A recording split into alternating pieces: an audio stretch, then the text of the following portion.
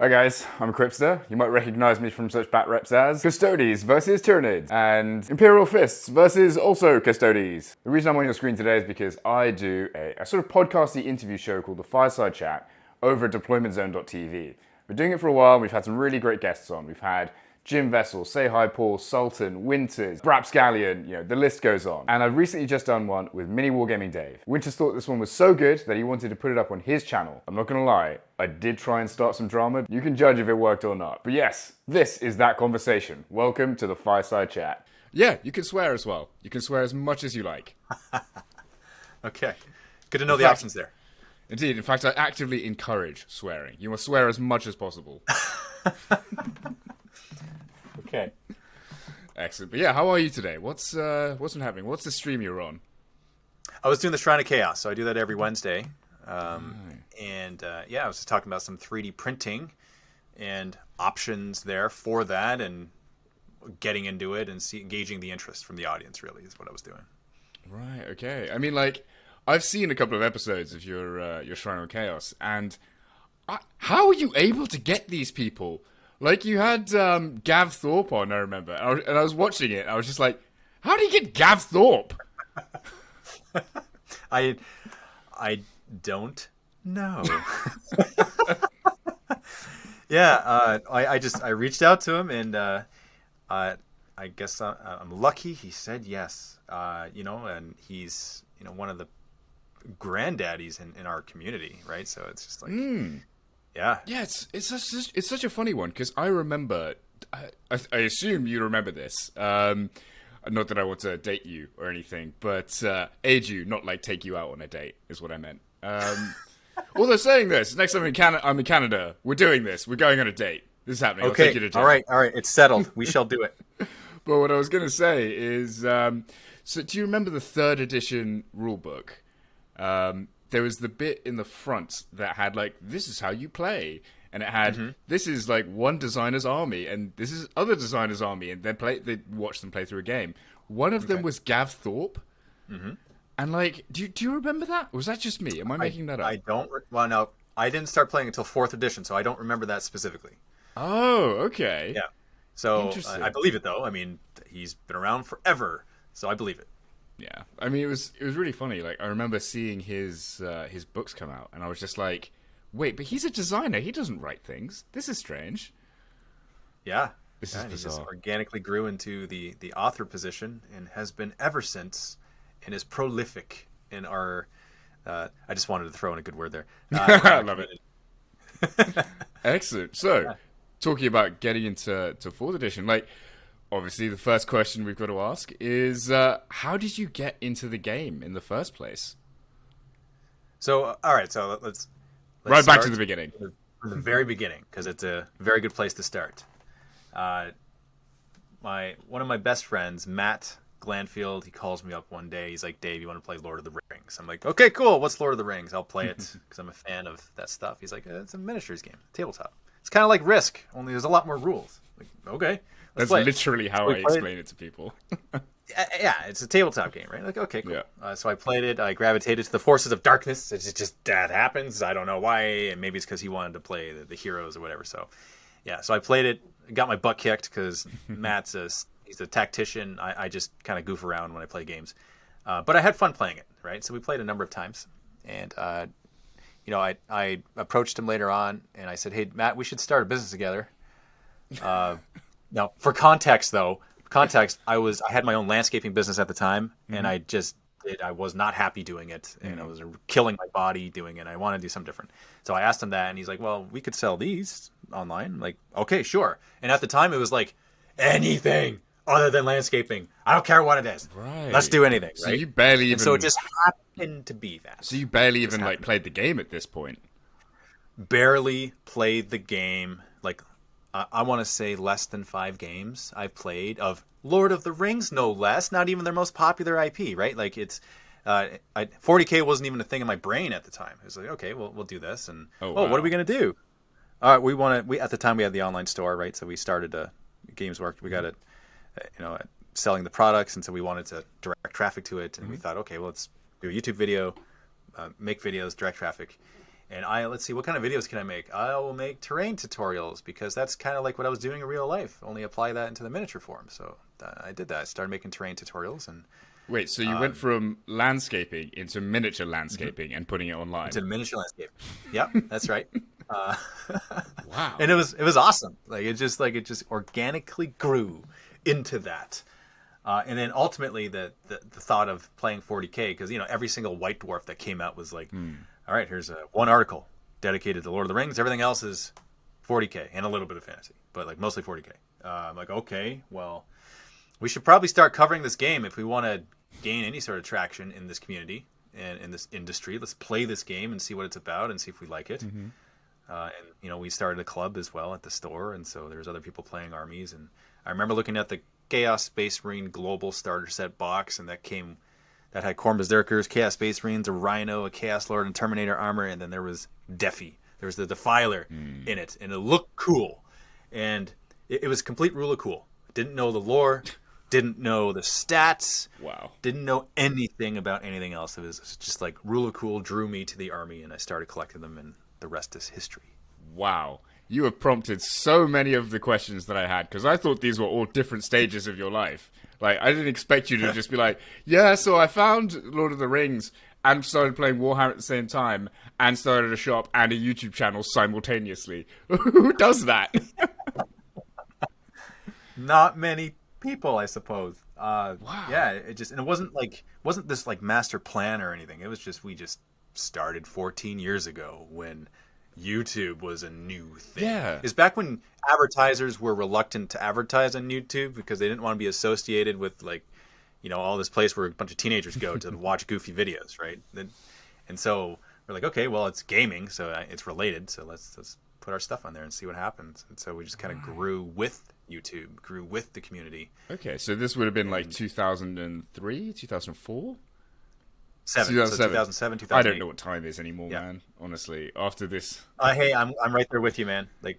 Time is irrelevant. Literally, after this last year, I've just been sitting at home, just this could be Sunday. Who knows? This interview, exactly. I screwed up the time difference, so I thought this was an hour ago and you'd missed it.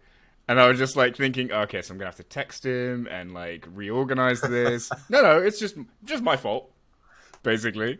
Hey, that was originally, man, when I got the day wrong originally, when I thought it was this week instead of last week, but it was supposed to be last week, so we rescheduled it this week. So that's we're 1 for 1 there. We can listeners, watchers, people watching this this podcast are just this is so professional.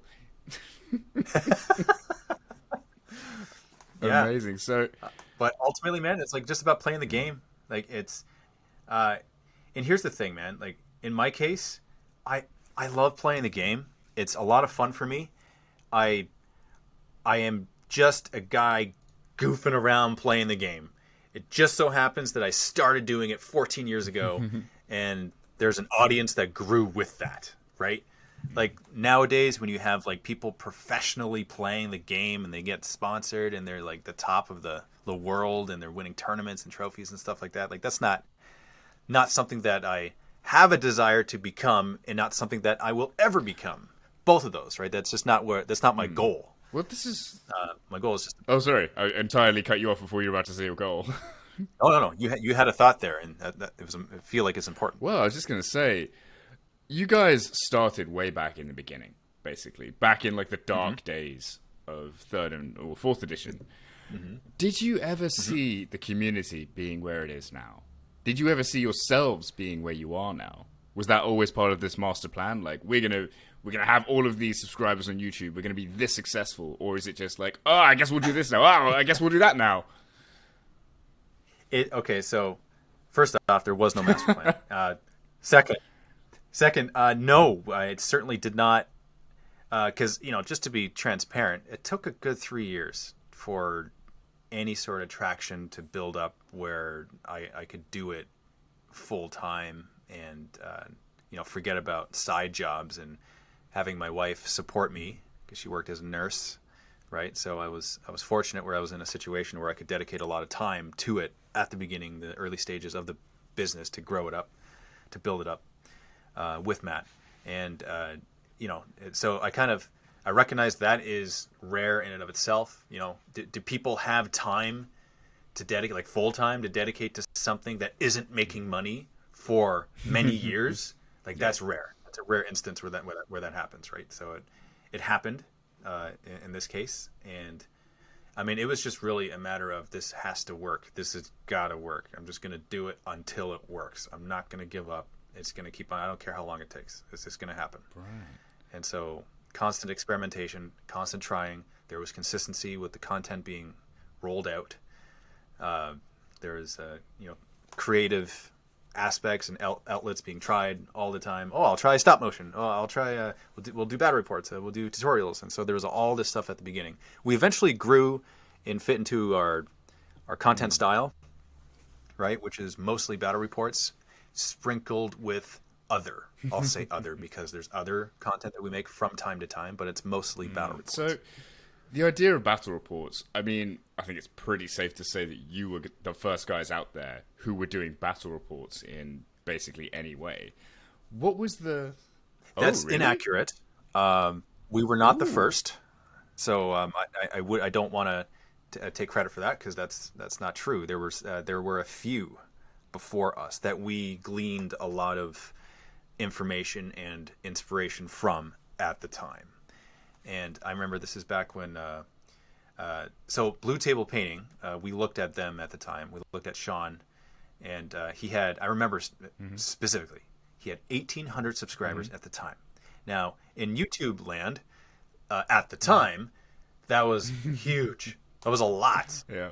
Right? That's where like the biggest YouTuber had like 80,000 subscribers, right? So like having 1,800 is like, man, there's a small town watching his videos. Let's make a goal. Let's make a realistic goal of 500 subscribers, maybe, right? And then we're successful if we could do that. So back then that was the goal. Like it's all relative to the time that we existed, right? So now the next goal is higher because it's just relative to the world that we exist in. Okay. So like what? Yeah. Okay. So that's really interesting to know because like I only got back into the hobby maybe 2.5 years ago now, I think. Sense of time is weird. And so it's really interesting to find out like the history of the game. Because like, as much as I hate to say this, you are kind of like one of the elder statesmen, I would say almost, of the hobby. Like, you just... yeah. Feels weird, but I guess... Because like, you've just been around for for all of it. So like, what was it about bat reps that really drew you guys? Like, you were just like, this is the thing we want to do. I think it's because people were, well, first off, they're asking for it. They're like, we want to see the game played, because we were looking at the response from his battle reports and the views and the comments and stuff. We're like, okay, well, let's try this. And so we did it. Back then it was recap bat reps where we just play a turn. We didn't even show like the entirety of the turn. It was just, okay, guys, this is what happened this turn. So we started with that. And then we started showing every single dice roll. And because people wanted more detail, they're like, oh, that's great. I want to know how you got there. I want to know how your strategy and your decisions and how you got there. But at the time, YouTube only allowed 9-minute video or 10-minute videos. And so we actually had to split up our videos into parts. And I remember it would take a month before one single battle report was actually fully posted, because we post one video a week back then. So it was like, I don't know how people... Well, here's the thing, right? There was no other choice, right? If there's no other choice, then it's like, okay, we're going to wait next week for the next part of the episode. And then they switched it to like, okay, you can have longer than 10-minute videos. And so when they switched that, we were like, all right, well, we were faced with a decision. Do we combine all the parts into one video, where they see the whole thing in its entirety all at the same time? If we do that, then we're going to have to drastically up our production schedule, because, we've been able to kind of coast on this multi-part thing. Can you imagine that? Can you imagine like making a bat rep one a month and it goes over like 4 weeks? That. And so we did that. It was hard, right? It was a big decision at the time, because we would have to put more production time into stuff. And but the reaction was just like, oh, this is awesome, guys! Finally, we can see the thing in one sitting. Oh my goodness, this is amazing! Never go back. And so we're like, okay, well, amazing. We can't go back now. By this point, it's what, 2008, 2009.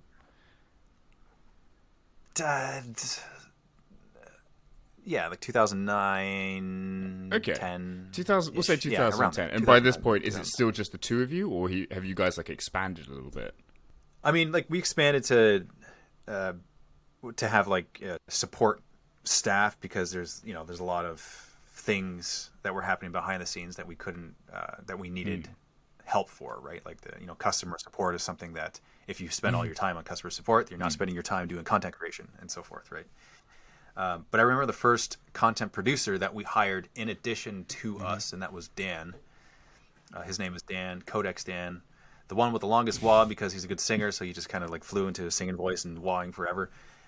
So he was, and that was a big decision too, because it was, all right, are we ready to put the attention off of ourselves, for part of it anyway, and share that attention, because we were used to all of the attention, right? And so back then when our egos were fragile, and there was like, oh, if we do that, will people remember us? Will they still like us?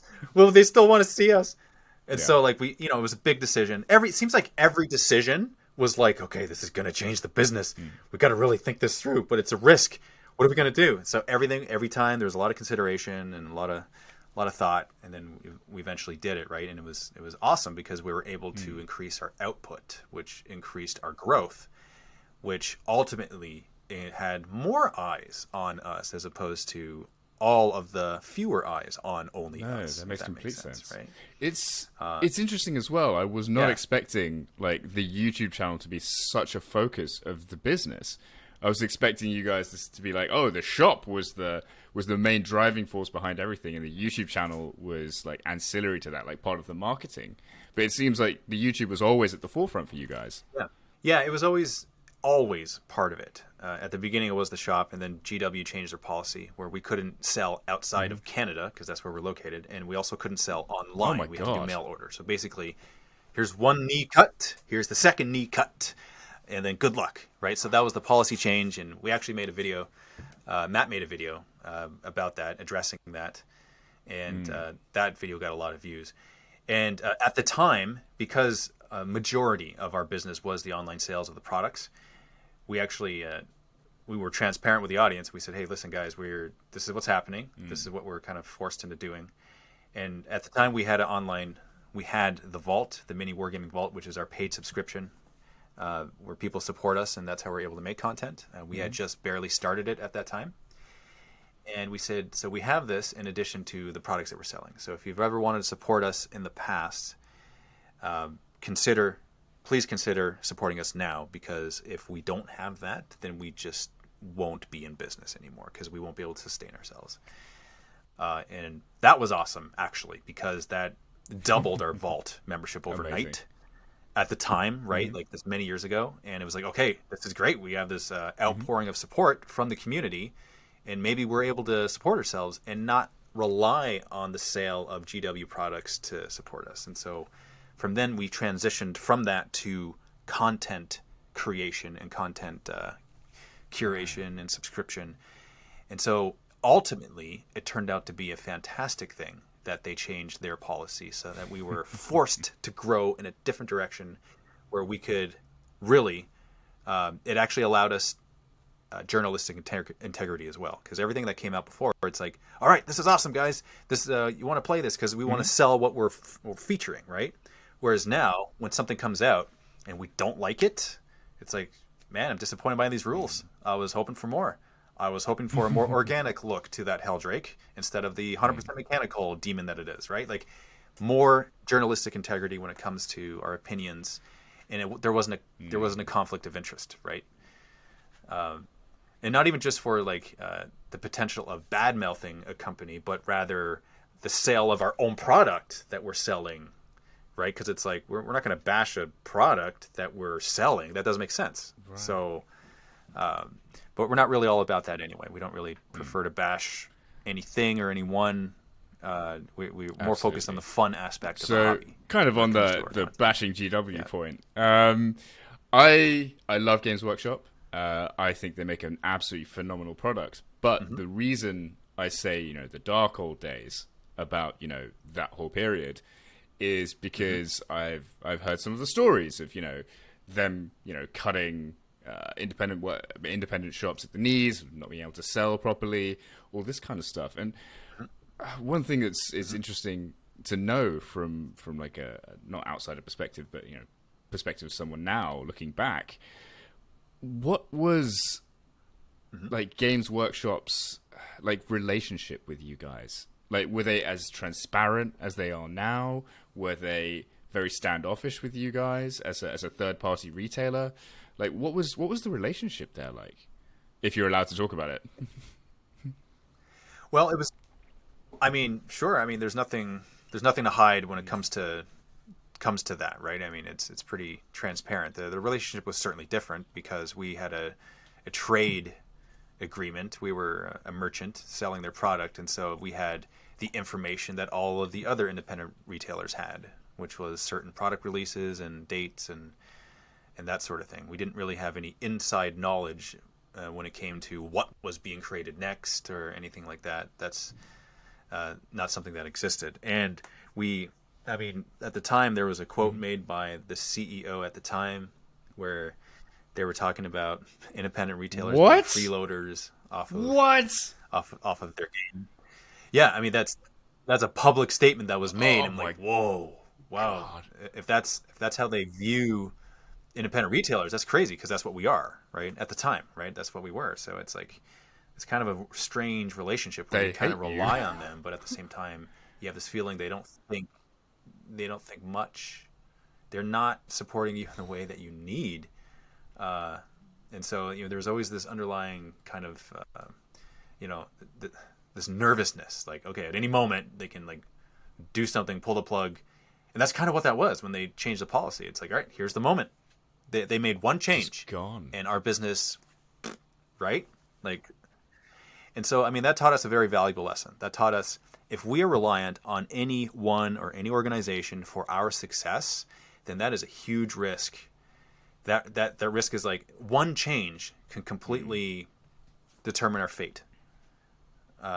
And so, and I feel the same way about YouTube, actually, because YouTube, they can make one policy change, right? And that halves the revenue that you're making from Google ads. Or you're not allowed to run ads for whatever reason because of the type of content you make. You never know the kind of change they're going to make. And so that's why us having our own paid subscription, we have complete control over all of the decisions that we make and the content that we create for that. And the audience is supporting us directly. So we're able to get specific feedback and give them what they want even more so. And there's no conflict of interest with any sort of company that we may be affiliated with. So it's just much better. And I would recommend that to anyone wanting to start anything content related or brand related, is try your best to be independent and autonomous and not rely on anything for your success. Wow. Or your fate, to determine your fate. What was the stress level like when that happened, when GW made that announcement for you guys? Like, yeah, you're no longer allowed to do these things. Oh, it was game over. Like, in our minds, it's like, well, it's been a fun run, so I guess that's it.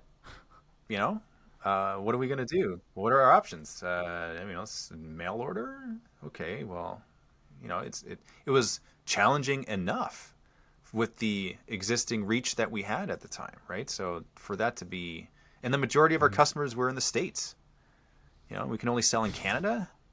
There's 10% of the customers, right? So it's like, it's an obvious that we're not gonna, it's just not gonna happen, right? So we kind of accepted that. And it's funny though, by accepting our fate, a new fate was created. And it was honestly the community that made that happen. It wasn't the company, it was the community. And so that's why I'm just so huge pro community when it comes to supporting the community and being the recipient of that support and helping to facilitate that support back onto other people and on their channels and all of that stuff. Because we wouldn't exist without the community. Right. I mean, talking of the community as well, like, to my knowledge, this is the golden age of 40K. This is the golden age of Warhammer. This is the golden age of Games Workshop. How does the community now compare to the community back then? Was it a little bit more diehard? Was there less casual play? Was Was it smaller? Was it bigger? I genuinely have no idea. Okay, this is my perception based on my experience throughout the growth of our channel and the industry. So this isn't backed up by empirical data. This is just simply my observations. So I feel like the community is bigger now, because it'd be silly to say it's not. Of course it's bigger now. They're making more money now. There's more players and stuff.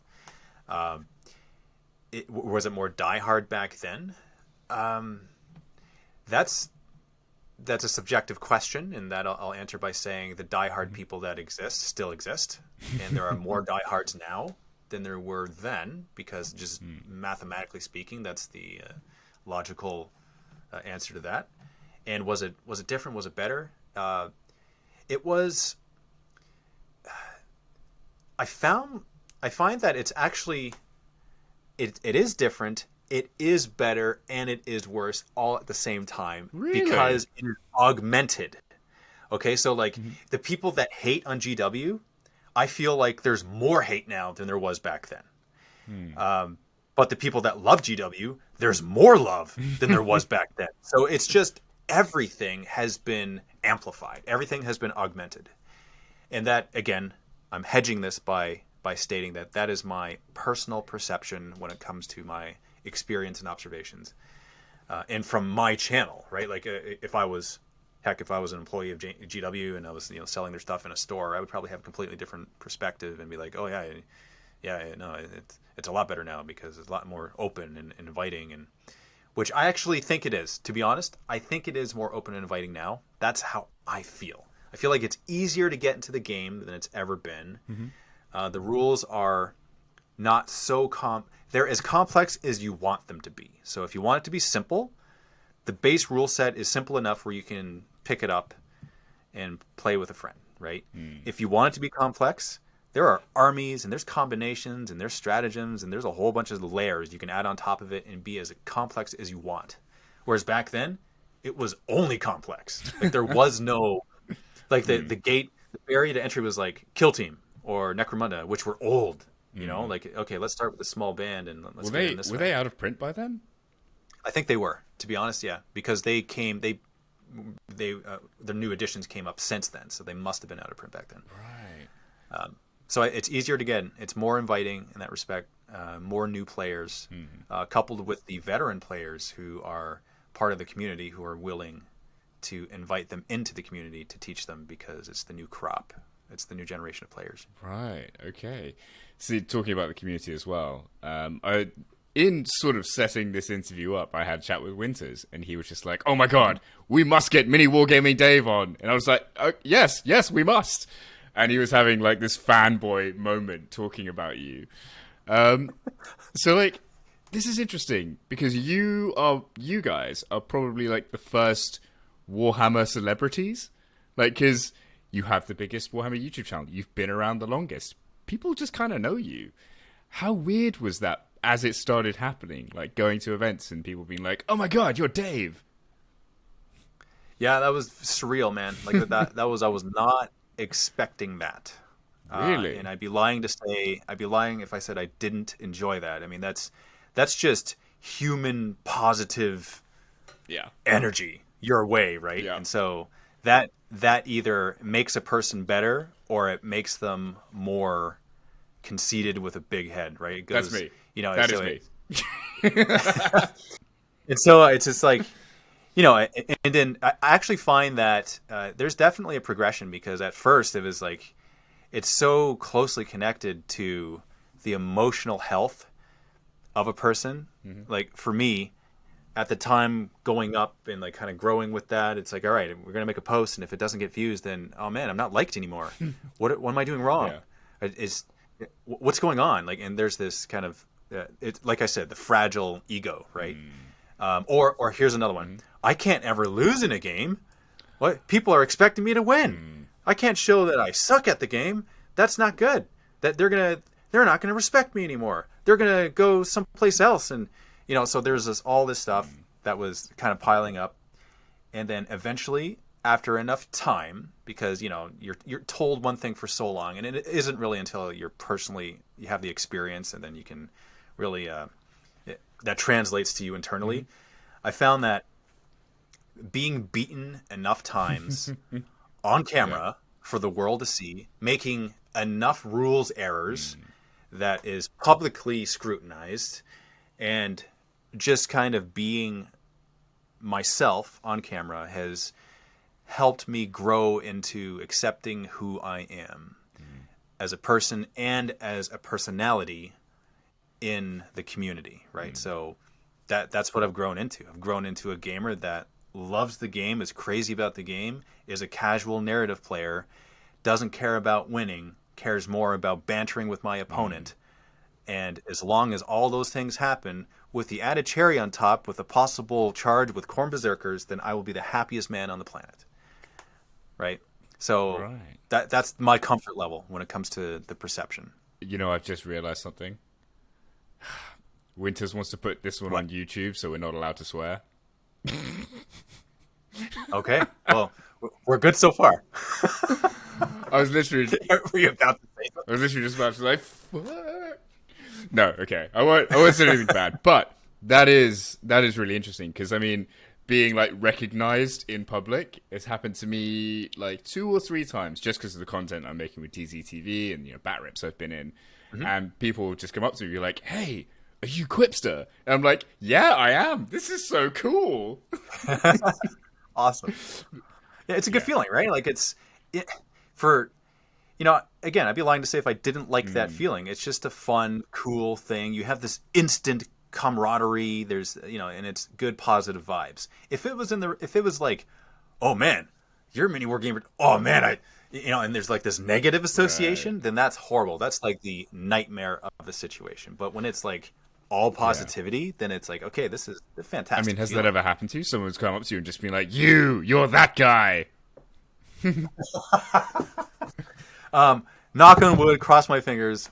That hasn't happened yet. So by saying that, I'm opening up the invitation for that to happen. Right? But luckily that hasn't happened. Because here's the thing though, typically if a person doesn't like me, which there are many, because there just simply is going to be a lot. There's going to be a percentage of people that don't like you. If you're online, your videos are going to get a thumb down no matter what. It's just simply not their style. They don't prefer your personality, whatever it is, right? They're not the ones that come up to you if you're in person, right? Of course. And so the ones that go up to you are the ones that actually want to talk to you, right? So for a person to be like, oh man, here's a tomato, I'm going to throw it at you. It's all right, now you're starting an in-person confrontation, and that's just a whole other level. Literally, we had this conversation. I had this conversation with the guys that play on tabletop. It was Space Marine Steve, because it's very rare that you hear of actual Warhammer drama. You never see the huge. There's no as far as I've seen, and you can correct me on this. There's very little to no inter YouTube channel drama. Lawrence from Tabletop Tactics hasn't punched Winters in the face or stolen his girlfriend or that's never happened. And I kind of want it to, because that would be hilarious and amazing. But as far as I'm aware, that kind of thing hasn't really ever happened. Unless there's something you want to tell me. Well, no, that's we're talking Big Brother type of drama for the sake Logan of drama. Paul's kind of level drama.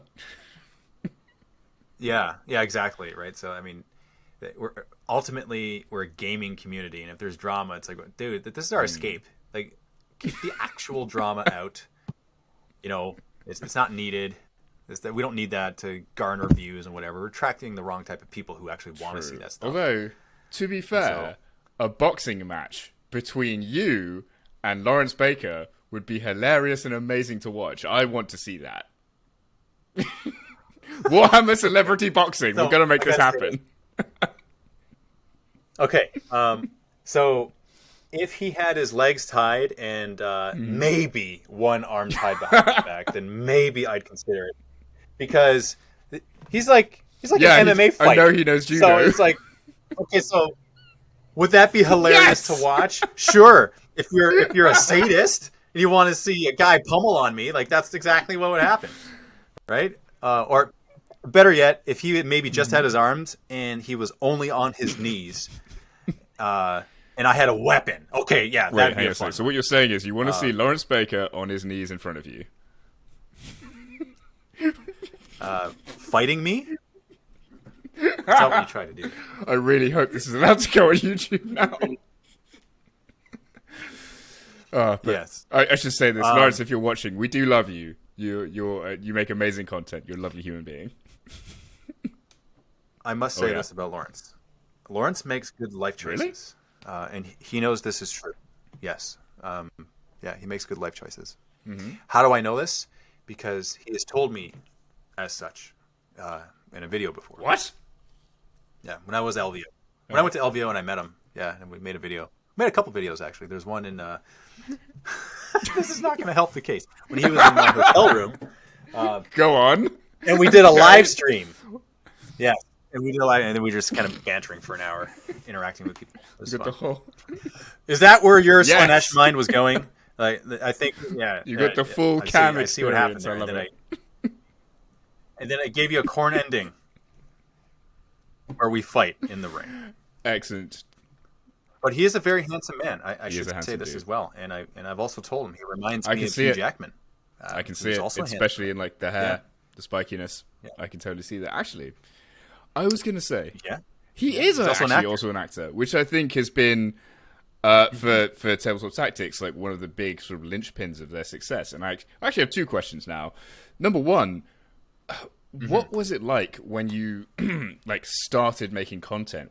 How long was that process of like getting used to being on camera and just like being comfortable in yourself? Or is that just still an ongoing thing, or was it like quite natural for you? From day one, man. That was like from the first Really? Video. I was comfortable.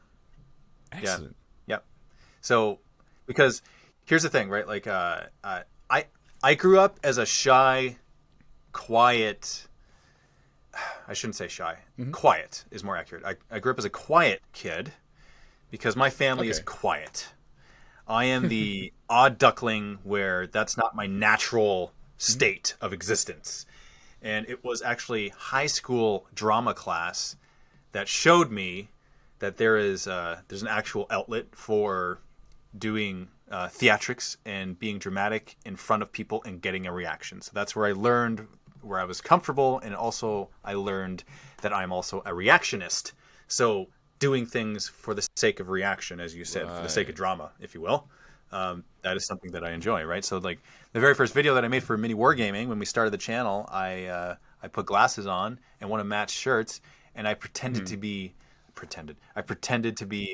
a gamer, right? Because at the time I didn't feel like a gamer. I just felt like a landscaper, right? Playing a game, okay, because that's what I felt like, and so it eventually became true. But I've always played games growing up, so it's just like I wasn't a war gamer at the time, not in the traditional sense where people are painting minis from the time. But you still had this fairly like gregarious personality anyway, so that translated like really well in the first place. Then, I mean, if you say so, I thank you for the compliment. But all I can say is I was always comfortable. Was it the same for Matt as well? Because I've noticed that I think he tends to be a little bit more reserved, I would say, in front of the camera. That goes with his personality, right? Like, and here's the interesting thing. If you didn't know this, at the very beginning, when we started the channel, there was the first 8-9 months, whatever it was, that he wasn't in the videos because he had another business that he was doing, and he didn't want. It was like a serious business where he's teaching people how to make money and stuff, right? And so I say serious. It was more, it wasn't like playing games. It wasn't playing Toy Soldier online and like, goofing around, right? It was actually wasn't playing Toy Soldier exactly, right? So he's like, I don't want to be associated with this, and people may not take me seriously if they see that there's a correlation there. And so he wasn't in the videos at first, and then he eventually was in the videos. I believe it's because he saw how much fun we were having with it. So it's like, oh man, I want to be in the videos too. I actually should ask him because I don't know the answer. Why'd you start being in the videos, Matt? I should ask him specifically. I think it's because he saw how much fun I was having. Personally, I think you were out somewhere and someone recognized you, and he was just like, what the? I'm in the background of all these bloody videos. I should be recognized. And he was like, I'm going to put my face in all these goddamn videos. I think that's what happened, personally. Now, that being said, and I have to say, I must say, when it comes to recognition and accolades, he doesn't care. When it comes, it doesn't affect him. He doesn't. No, when it comes to growth and numbers and that sort of thing, that really excites him. But like getting a reaction from a video, it doesn't affect him in the same way. And so I guess in that respect, he is definitely more reserved and deliberate in his thinking and his thought process. So he's complete opposite of me, which I actually think is the reason why our partnership has worked as well as it has over the that's really decade interesting, plus years we've been doing at this. the moment, my real normal people job outside Toy Soldiers is that I work with my family. And so the people I work closest with are my mum and my brother. And I think I have kind of that relationship with my brother in that we are absolute opposites in every conceivable way. But sometimes I want to kill him. So have there been times, like, Of course. what was the one thing that put the most strain on your like business relationship with Matt? Like, was there one thing and you were both like, oh my God, and then you like overcame it? Or did you overcome it and you didn't, and you're just like secretly seething this whole time ever since? Well, our communication has definitely improved over the years. We know how to talk to each other so that we don't step on each other's toes, and we're respectful and we're considerate of each other and sort of that sort of thing, right? Like at the beginning, we're just saying stuff, and then one person feels bad for one reason. Like there's been a lot of, we've had a lot of arguments, a lot of confrontations throughout the years, but those were absolutely necessary for us to grow, right? For us to learn how to work with each other and to be successful with each other. Because this is going to sound funny too. I spend as much time and energy with him as I do with my wife, right? Like that relationship is so important in my life and in our lives. It's like the second most important relationship, I'll say. Well, yeah. Aside from, I love that. That's the afterthought. Like it's my wife and my business and my kids as well. My kids. There, get my Nargling. Yeah, I gotta get them in there. And my dog. Yeah. My flesh hound. Let's put. No. I love that. Like, no.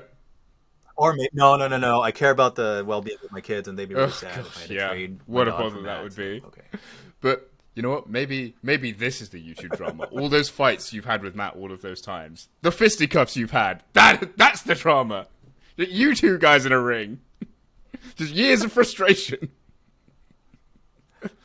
Maybe it's that. And so we've gone through periods of time where we didn't play against each other because of conflict, and then we've come around where we enjoy playing against each other. So have you ever had a buddy where you get into matches, you play, and you're like, man, I can't. I'm too angry. Yeah. And so we gotta cool it off for a bit.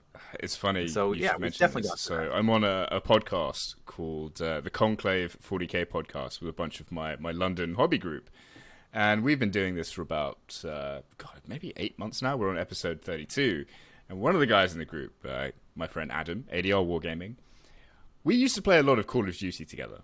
And Adam is an exceptionally competitive guy. I have never seen anyone get so angry and in Call of Duty as I have with him. And just the expletives and the swear words that come out when someone kills him. It's just like, I can't. This is on YouTube, so I can't say anything now. But yes, very, very angry. And then afterwards, he'll like calm down for a second and be like, right, okay, cool, yeah, let's have another game. And we're like, are you all right? Jesus Christ. So I can imagine like the relationship going in sort of like, yeah, everything is terrible, we want to kill each other. And then like down and quiet and like, okay, we've come to a new understanding of each other. We've had the fight and that was necessary. Yeah. It's really interesting. And sort of leading on from that onto a slight tangent, sort of looping back almost to Lawrence. So, as far as I'm aware, Tabletop Tactics and Winters sort of came out quite concurrently. That would have been, 5-6 years ago? And back then... Yeah, sounds about right. As far as I'm aware, you guys were just the only kid on the block. Was that the case, or did you have any other channels that you were like competing with on like a very similar footing? So, okay. You phrased that question in a very interesting way, because for me to answer it would mean for me to agree that there was and is competition, and that I view other channels as competition. I'm trying to make this drama happen. So, trying to make the drama. Okay, so this is actually how I feel about other channels, specifically battle report producing channels. I see us all as this battle report producing ecosystem where we're all contributing to it. I don't see us as the biggest fish in this pond because there's certain videos that come out that get more views than ours, right? And there's certain releases that happen, and so it's like the attention is on all of us, right? I mean, sure, we've been doing it a long time, very long. That's undisputed. But when you look at like Social Blade, right? You look at the stats and the growth. It's pretty consistent for all of us when it comes to that. If you viewed it as a race to subscriber count, we have a lot of subscribers. That is true. But at the end of the day, subscriber count does not matter. It is engagement. It's views. It's click-through rates, and it's watch time. Like, that's the thing that actually matters. Because I've seen YouTube channels with millions of subscribers, and they only get like piddly amounts of thousands of views per video. And I've seen others that have very few subscribers and get millions of views. So it doesn't matter. I see us as equals when it comes to... I see us as a community, honestly. And also, we are all able to coexist within this community, with people supporting us, with people paying subscriptions so that we can produce content. So that just goes to show that there is enough to go around. There's enough in this community, enough interest and support to support all of us, and more. I actually think there's room for more as well. So if there were more that cropped up and that came in, that can only help us. That can only help the community, because that's going to reach other audiences that we may not necessarily be reaching right now. And so that's my overall feeling when it comes to that. And to kind of shift focus for a minute on play on tabletop. So when I first saw their stuff, when was it? A year or two ago? I saw their tournament video, right? Where it was like just stupid amounts of quality. I'll say I'm buddies with them, so I can call their first bat rep that I saw a stupidly awesome bat rep, because that was my feeling. I'm like, what is this? Oh my goodness! Here we are. We're all like making similar kind of battle reports, and then here's play on tabletop with this thing that looks like it could be on TV. And so I'm like, okay, what is this? I gotta investigate. I gotta view this and see what this is all about. I'm like, man, if this is the quality, if this is the standard that's being set now, then we all are affected by this, right? And so I've since met them, communicated with them, collaborated with them, and we now have friendship that we're able to bounce ideas back and forth. We've collaborated a number of times, and we produce. Yes, we both produce battle reports. Yes, we both have paid subscribers, but ultimately the content that we produce is different because they do shorter videos. They have different personalities in their videos. And at the end of the day, if everything else was equal, with exception of the people in the videos, they're different videos because of the personalities. And that's not something that you can compare. You can't really, I have a better personality than you. Right? How do you measure that, right? Because there could be a guy with a fantastic personality, but very few views on his videos. Does that mean his personality isn't as good as in other channels, where they're, for all intents and purposes, dry and boring, according to one's subjective opinion? It is so nuanced. It's really hard to. That's just my personal feeling when I see all of these channels, when it comes to us being the biggest, because you mentioned that's also inaccurate. We are not the biggest in terms of subscriber count. Are you not? Luton has more subscribers than us. Ah, that's interesting. It's interesting, right? Because he's in our community, and his videos, they get copious amounts of views. He has multiple videos that are in millions of views, and every video that he produces and posts gets hundreds of thousands of views. And so that's like, all right, that's a very interesting aspect of this hobby, of this community that exists, because there's multiple lore channels, there's multiple painting channels, there's multiple battle report channels, and we all contribute to this massive wargaming ecosystem. And for one to claim that they are the biggest, the best, the most popular, the whatever, that's just inaccurate. Because what are they, what is it being compared to? What is the comparison? I mean, even when you compare yourself to the other channels that are similar to you, you could have more subscribers, you could get more views, but are you making money with it, right? A channel could be making more money with theirs, even though they're smaller than you when it comes to all that stuff. So what's the metric of success here? I think the metric of success is if you're able to do something you absolutely love and you can make a living from it and you are contributing to good and positive in the world and you're making people happy, then you have the ultimate success. Right. So this is your personal measure of success for Mini Wargaming then? Like, yeah. Or, okay, interesting. So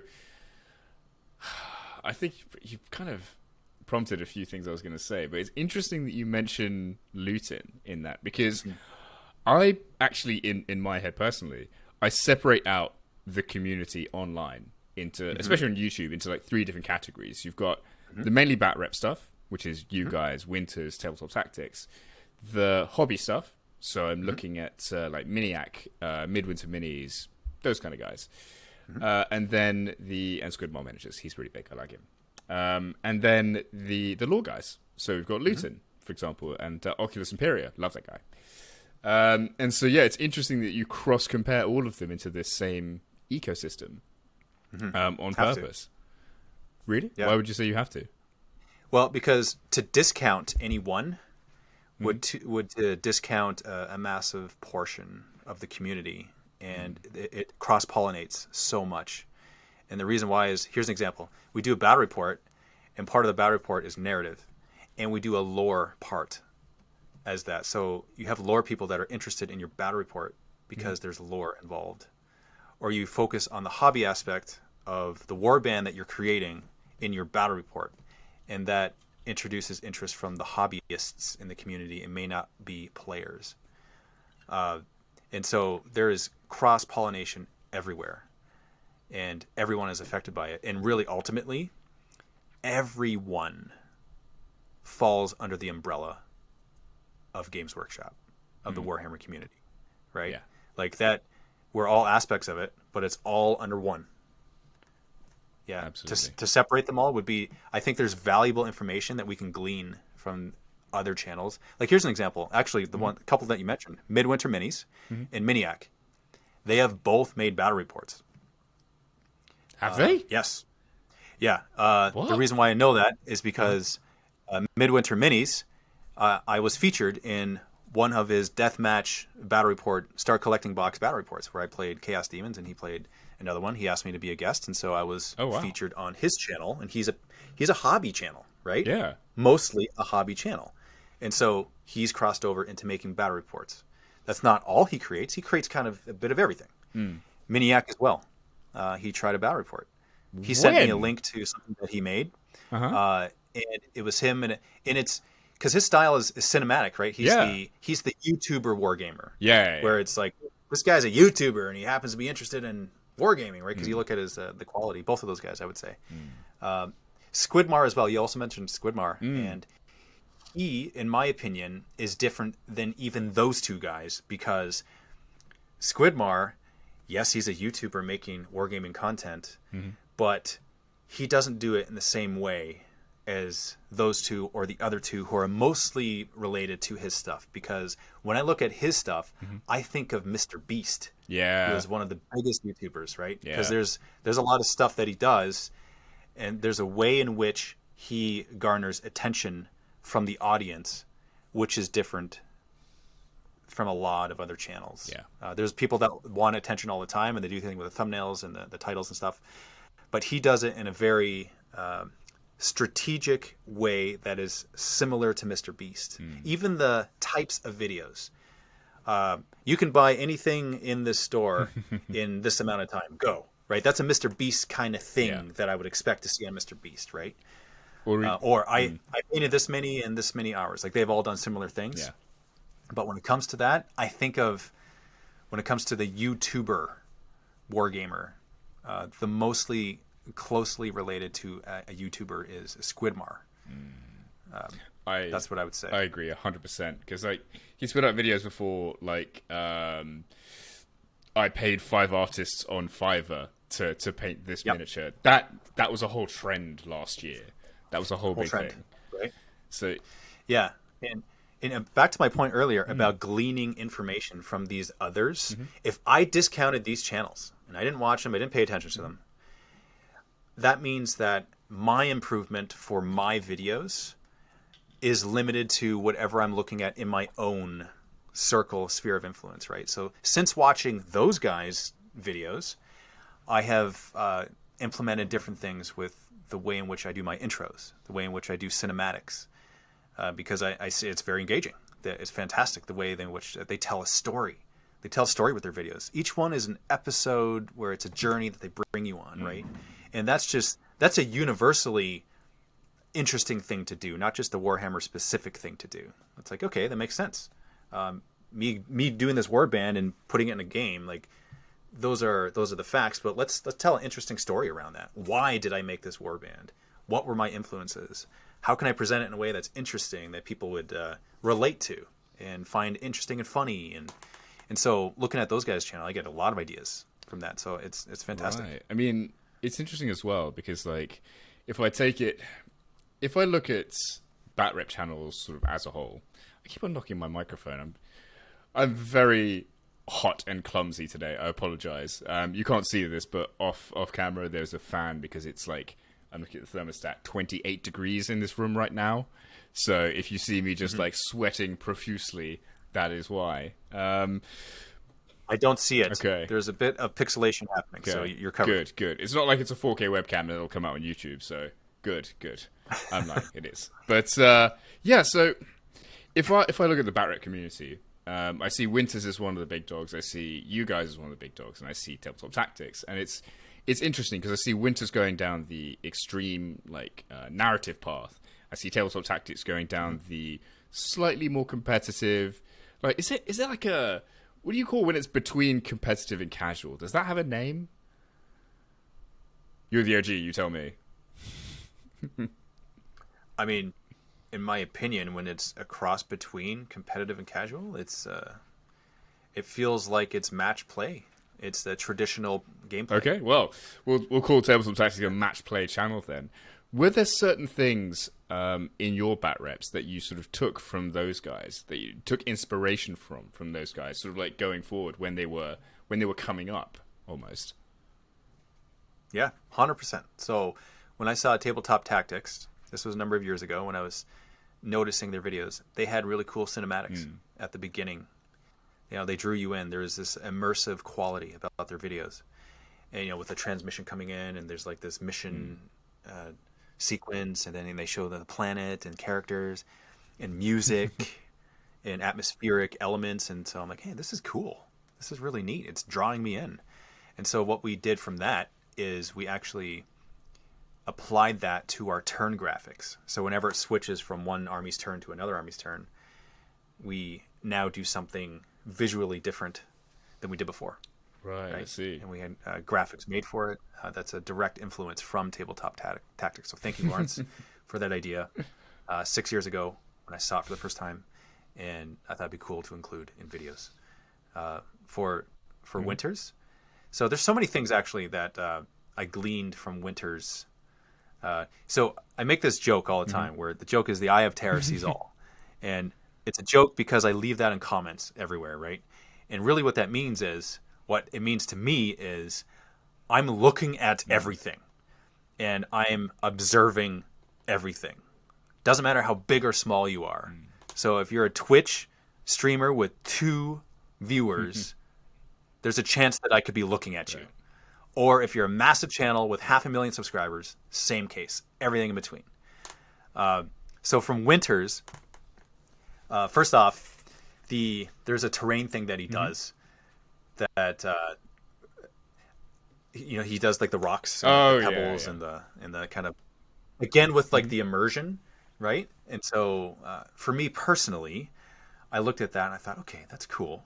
That's something that we could do to kind of take it up a notch a little bit, add to the immersion, add to like the experience when you're watching the game, the fly on the wall experience where you feel like you're in the room playing with us, when you feel like you're the characters and you get that emotional impact when things die.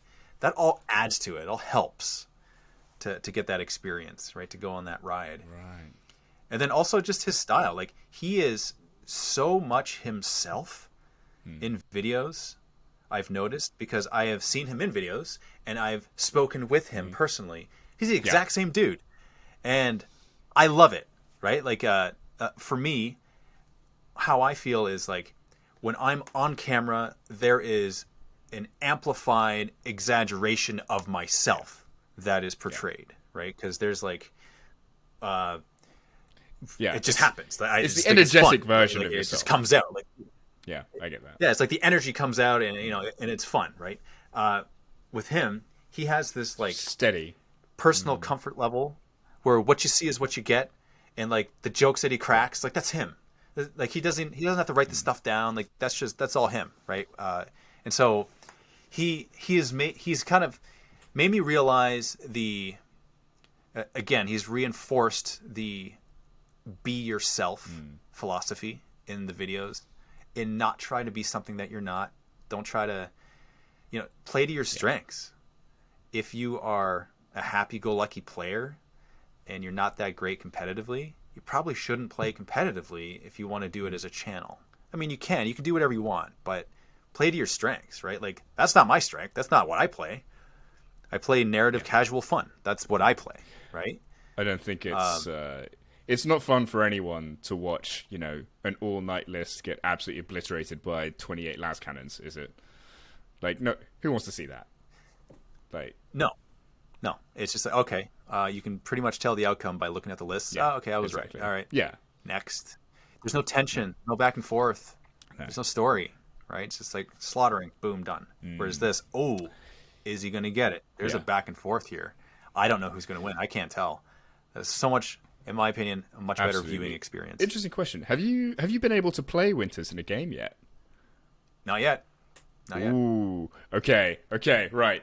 I've played him 3 or 4 times now, so I'm going to give you and the audience, a quick peek behind the curtain, because this is hilarious. So, Winters is a fundamentally fantastic opponent. I love playing him. He's a great dude. Yeah. One of the things that he tends to do, especially with people that come to film bat reps with him, is he'll just say, "What army are you bringing?" And you'll say, I usually say, "Oh, I'm taking Imperial Fist," and he'll be like, "Okay, cool." And you might say, "Oh, do you want to see the list?" He'll say, "Nope, that's fine." And he'll have a list ready that he can turn up and down depending on what you bring, just so he knows, like, this is going to be a good game based on what I've got on the board here. And so, like, you don't ever really get any of this, like, looks like I won by completely obliterating you in turn 1. Oh, how awkward. Like, you basically never get that, which is fantastic. Right. And the other thing you never really see is the fact that he is such a good strategic player.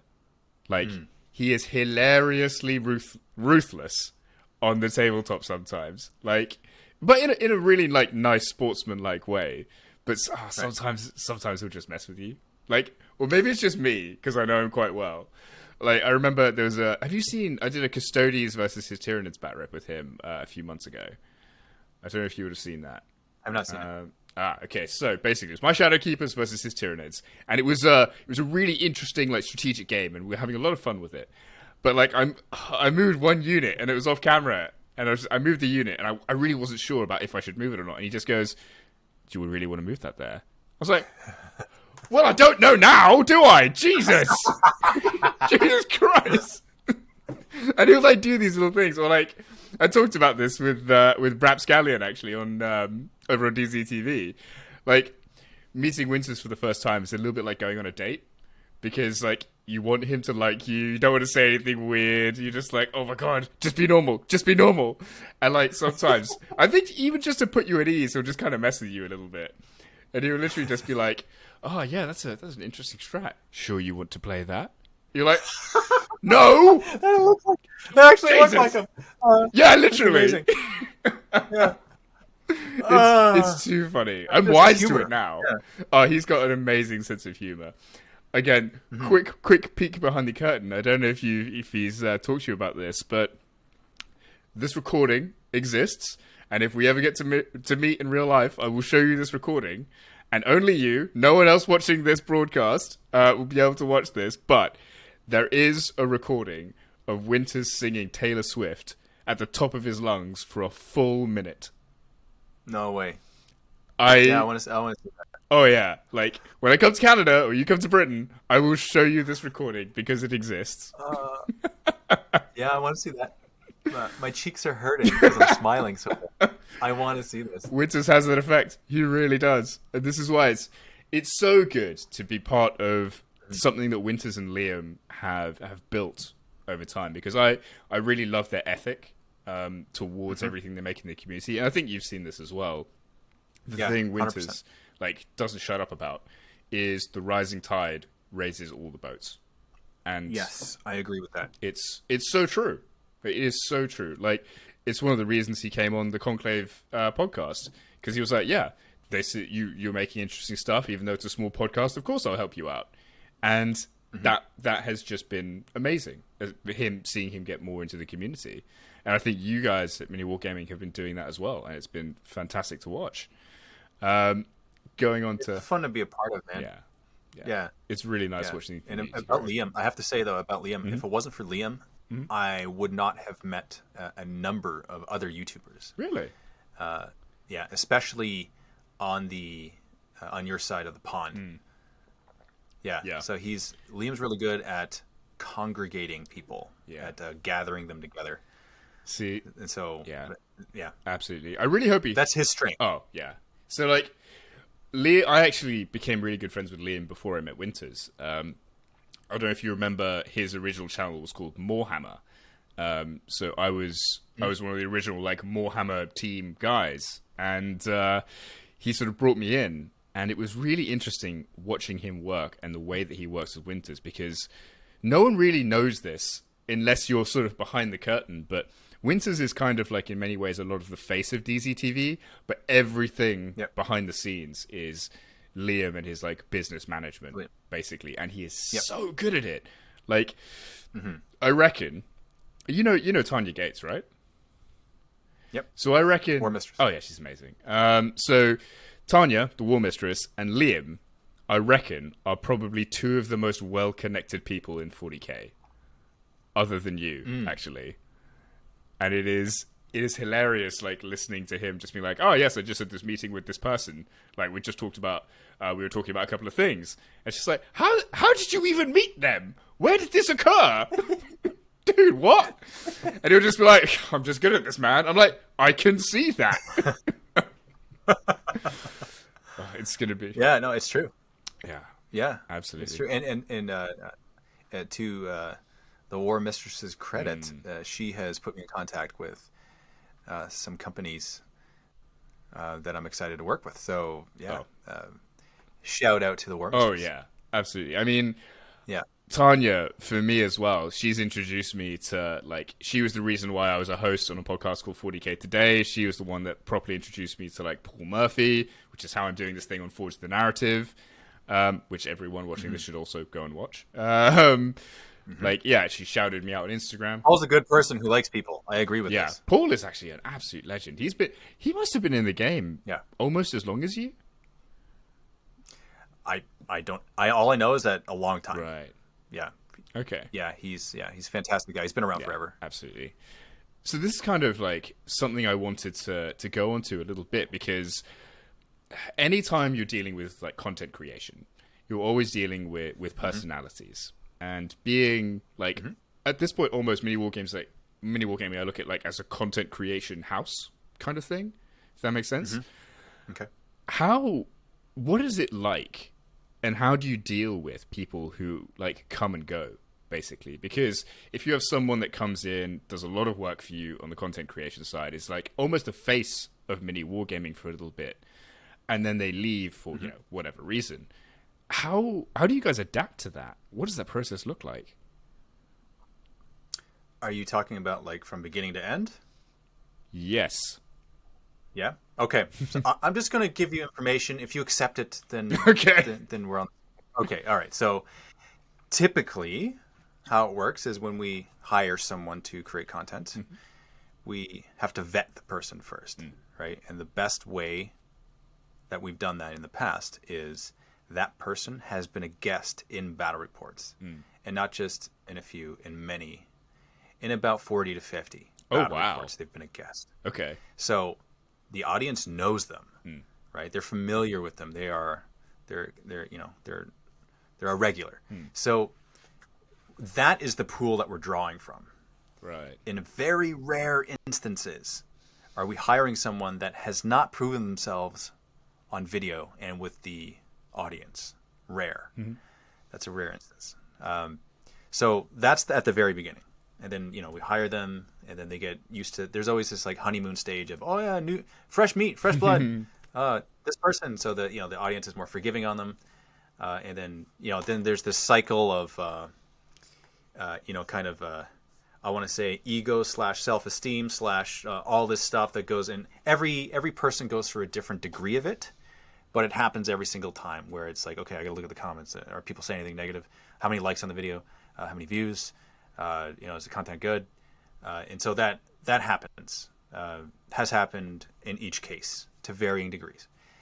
And then once they get over that, which is a good 6 to 12 months of getting used to just getting the attention, getting on videos, getting feedback, and starting to get some negative attention, because they got to go over that in the complete opposite way. It's like, oh man, okay, there's negativity here. I gotta see how this feedback sits with me. What am I going to do with this? Am I going to improve? Is it going to affect me? Am I going to get depressed?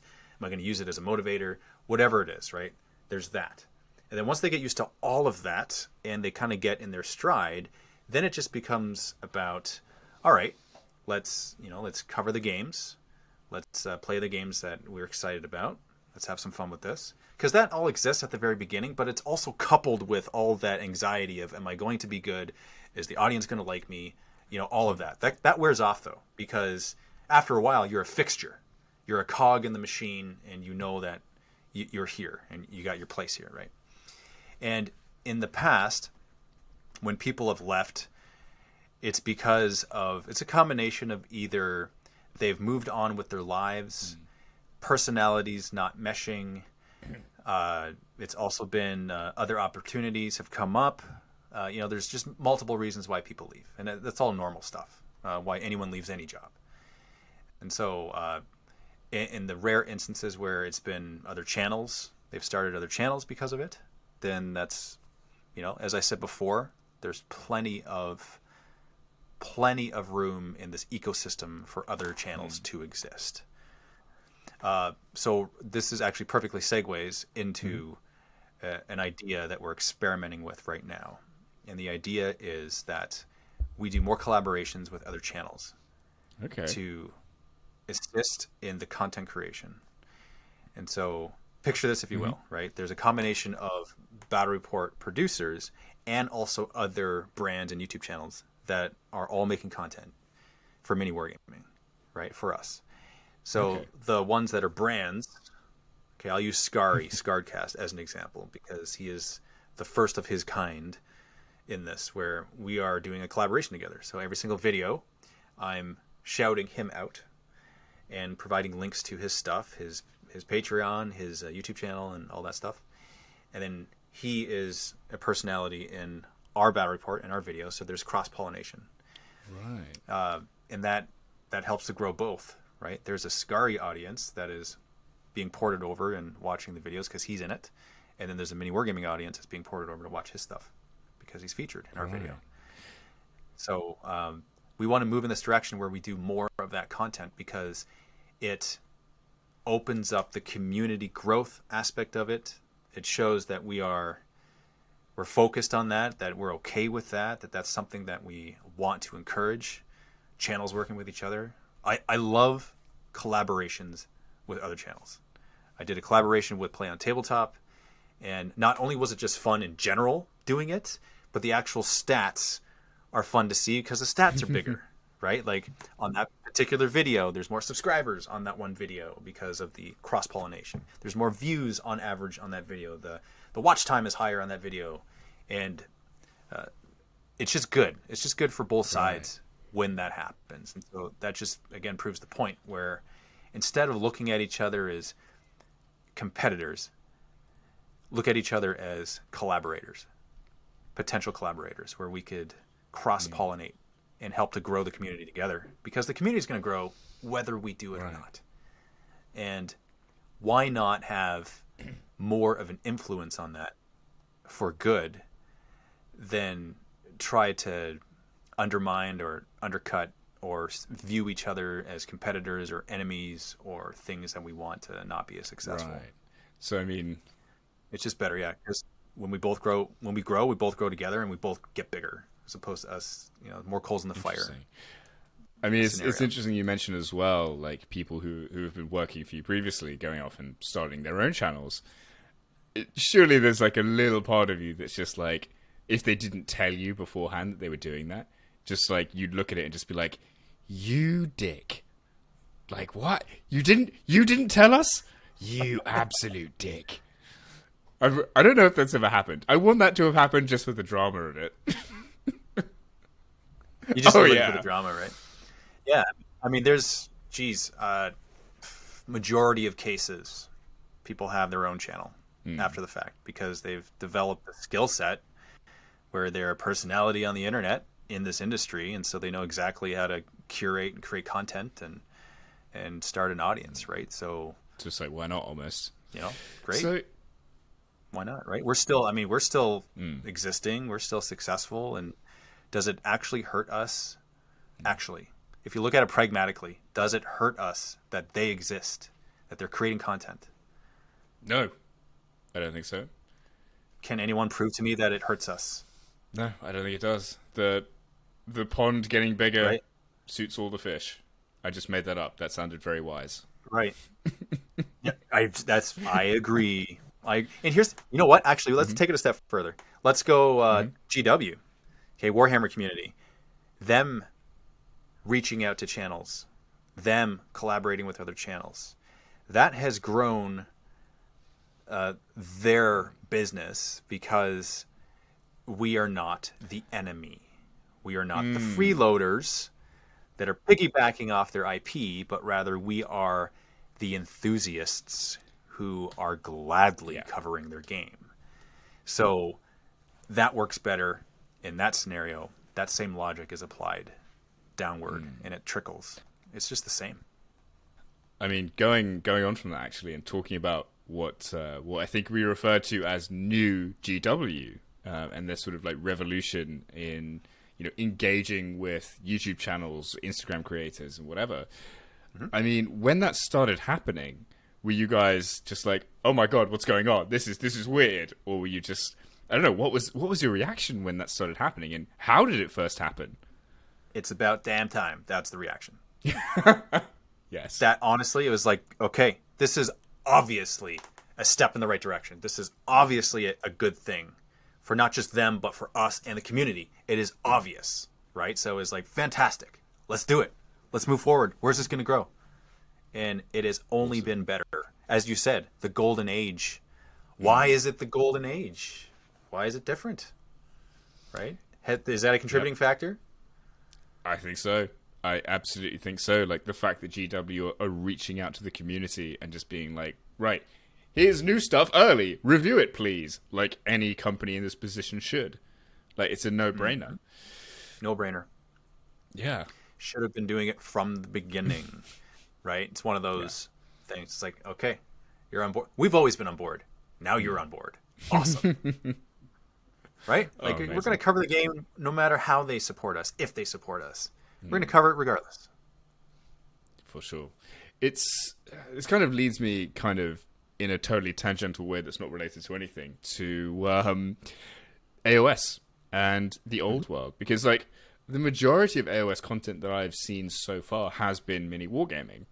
Were you playing much fantasy on the channel, and like at all in the first place? And when did you start to decide, okay, the old world is dead, AOS is a thing, let's make this a big thing on the channel? So when it comes to fantasy, there's probably less than 5 videos total I've ever been in, and those were like me learning the game. So that I don't have an affinity towards it. I don't play the old school, old world fantasy. So I don't really have much to say about that. All I know is that there's a hardcore fan base for it, which is why we cover it. For AOS and the transition in AOS, we jumped on it as soon as it came out. The models were ridiculously gorgeous, and it looked like a fun game. They went through their kinks with the game itself and the rule system and the updating of that and making it better. And so we cover the game.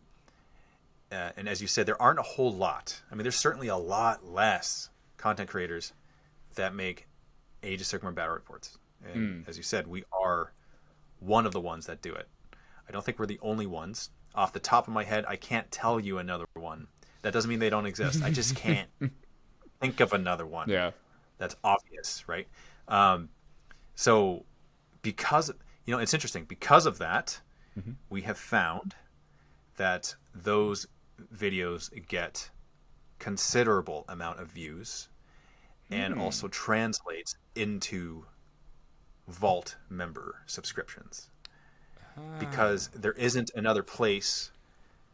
I shouldn't say there isn't another. There's probably other ones that exist. I just don't know of them. There are fewer places. That's more accurate. There's fewer places to go to get that content. Yeah. So in that scenario, I can say that we are a bigger fish in a smaller pond. In that scenario, I can say that. In 40K, there are many fish. There are many big fish in a very big pond. Okay, interesting. Yeah. I mean, that's why we cover it. Right. I mean, AOS is definitely something I'm looking to get into at the moment. I have the Lumineth box when they first came out. I have that sitting on my shelf, and it's just staring at me, like, to get to it. I'll get there.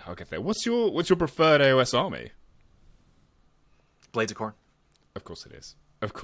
Yeah. Blades of Khorne. I like Maggotkin. I also like Slaves of Darkness. Did I mention Chaos in any way? I guess there's the Disciples of Tzeentch, which I've never actually tried yet, but there is a desire there somewhere. And so my experience with AOS, I did a number of series where I'm learning an army, right? So Dave learns Blades of Khorne. So I did a whole series where I'm doing a series of bat reps where it's just Blades of Khorne versus whatever else. And then I did the exact same thing with Maggotkin. And then I've done a couple Path to Glory campaigns where I'm playing one side versus another, but it's chaos every single time. On a regular basis, I don't do content for it, me personally. The guys do, Matt does. Me personally, I don't. I'm mostly 40K. Right. With the new edition that comes out, though, I'm very tempted to do a Path to Glory campaign. You should do it. Where I'm fielding some sort of chaos. Yeah, it looks like a lot of fun. Awesome. I mean, this kind of prompts me onto a question I was going to ask a bit later on, but I'm going to ask it now. What specifically about chaos was it that drew you in? Because I'm the complete opposite. I am an Imperium fanboy. Like, I am even looking at making loyalist Night Lords because I can. Like, power armor, like, because my main factions, I'm going to turn the camera so you can see. My main factions are Imperial Fists and Custodes. Can't really see the Custodes. Wait, there they are. Also, incidentally, anyone watching this who does not have a glass cabinet from IKEA that's full of Warhammer, get one. The glass cabinet is always amazing. But yeah, like, I love the clean lines of all the Imperium stuff. But what is it about Chaos that really, like, drew you in?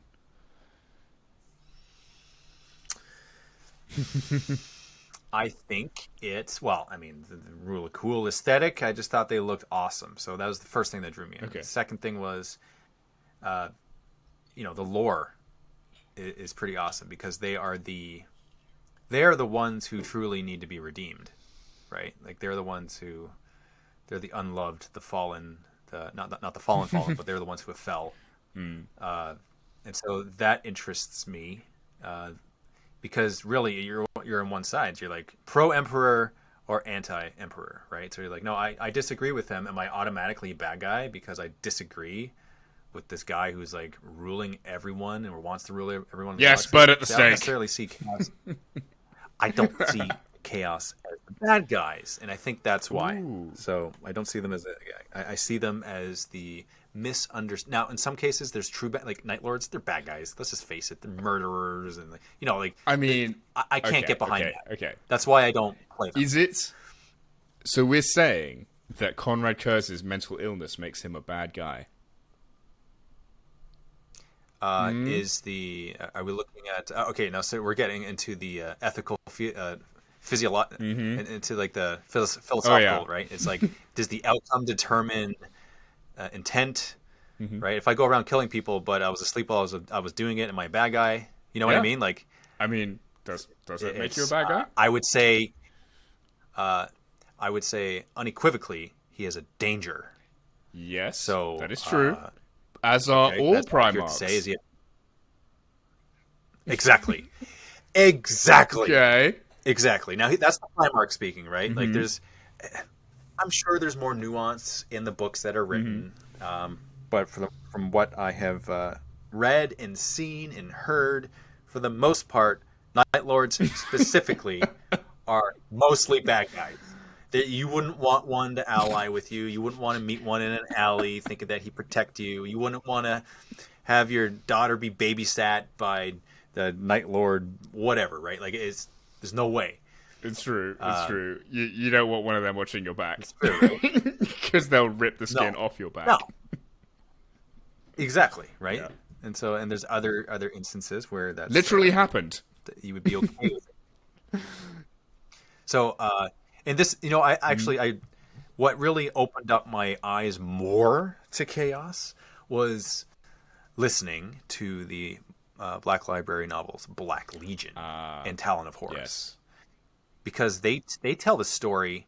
Aaron Dembski-Bowden, he does a fantastic job of making you relate to these characters, right? So he tells the story in such a way where they are so complex, they're so nuanced, and they're emotional creatures, just like any other human, right?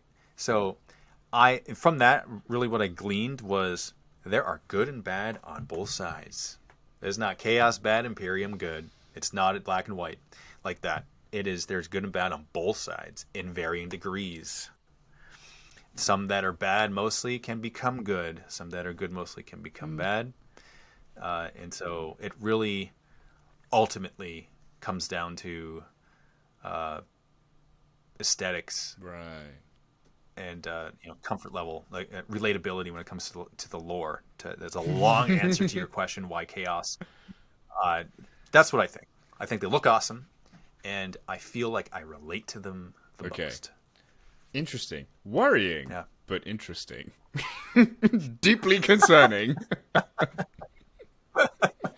But yeah, I mean, especially when we talk about the Night Lords, like, my favorite Primarch by far and away is Loyalist Fulgrim, and I get taken the piss out of on the Conclave, and in all my groups of friends, relentlessly for this fact, because everyone's like, oh no, he's just a pretty little dick, and I'm just like, no, read the Palatine Phoenix, it's an amazing book. It's like Fulgrim as he always should have been. And even with Kurz, like, have you read his Primarch novel yet? I have not. No, not Kurz.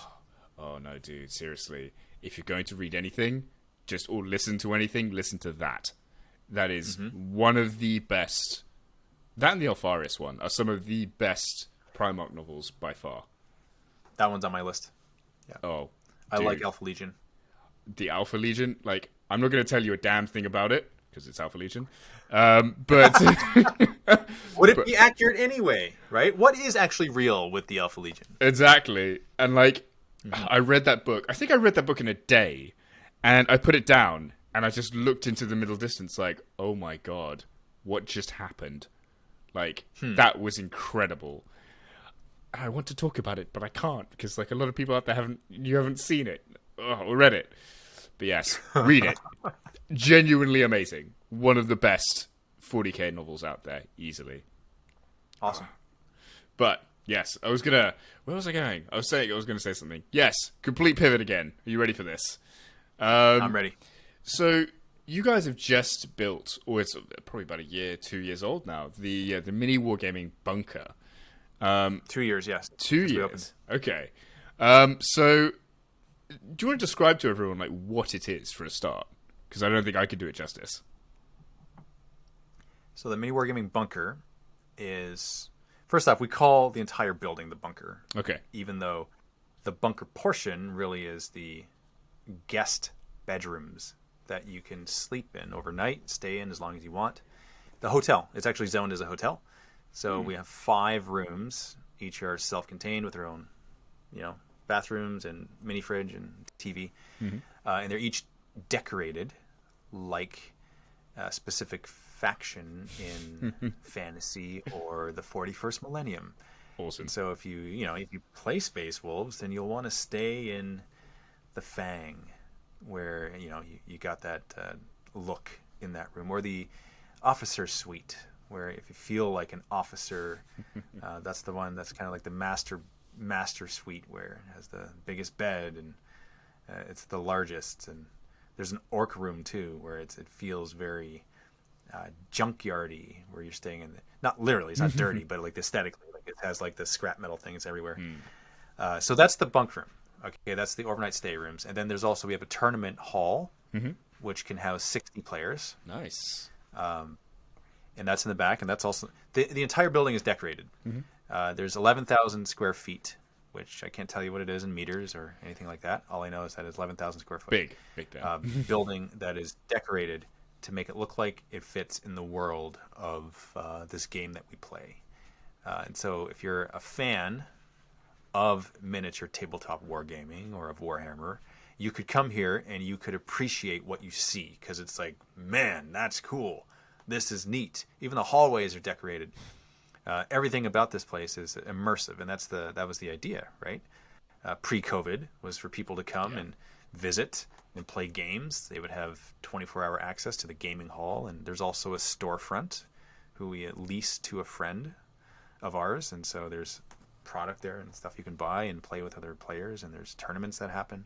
So there's a lot of activity in this in the bunker, right, in the area. And then plus there's the filming studios, which we have 6 of, and they are downstairs, and they are each themed and decorated differently from each other, all grabbing from different aspects of different games that we like, inspired by different games that we like. Right. So that's the overall building, what it is. Okay. And the reason for it is many years ago, it's probably 4 to 5 years ago now, when we had guests come, they would come from all over the world, and they'd play against us in battle reports. They'd be our guests, right? They're our opponents.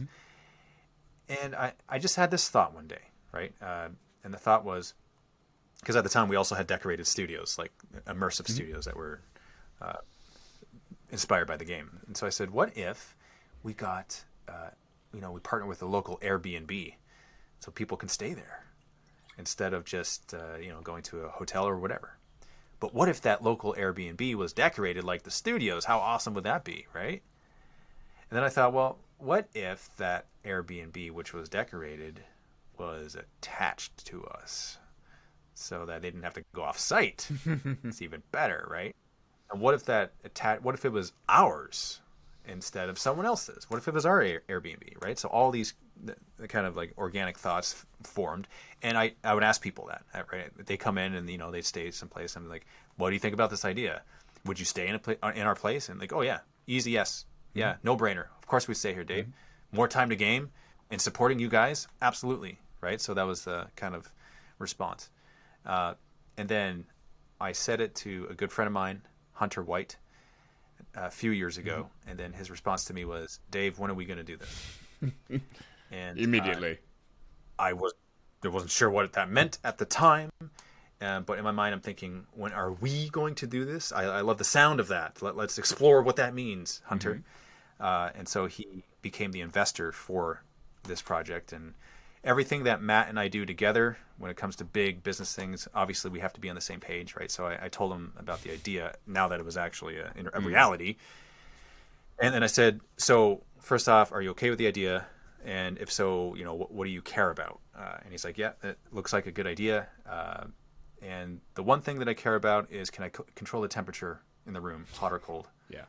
And I said, okay, so in terms of the aesthetics, like this room looking this way, this room looking another way, is like, that's all your stuff, Dave. Like, you care more about that. If I can control the temperature, that's what I care about most.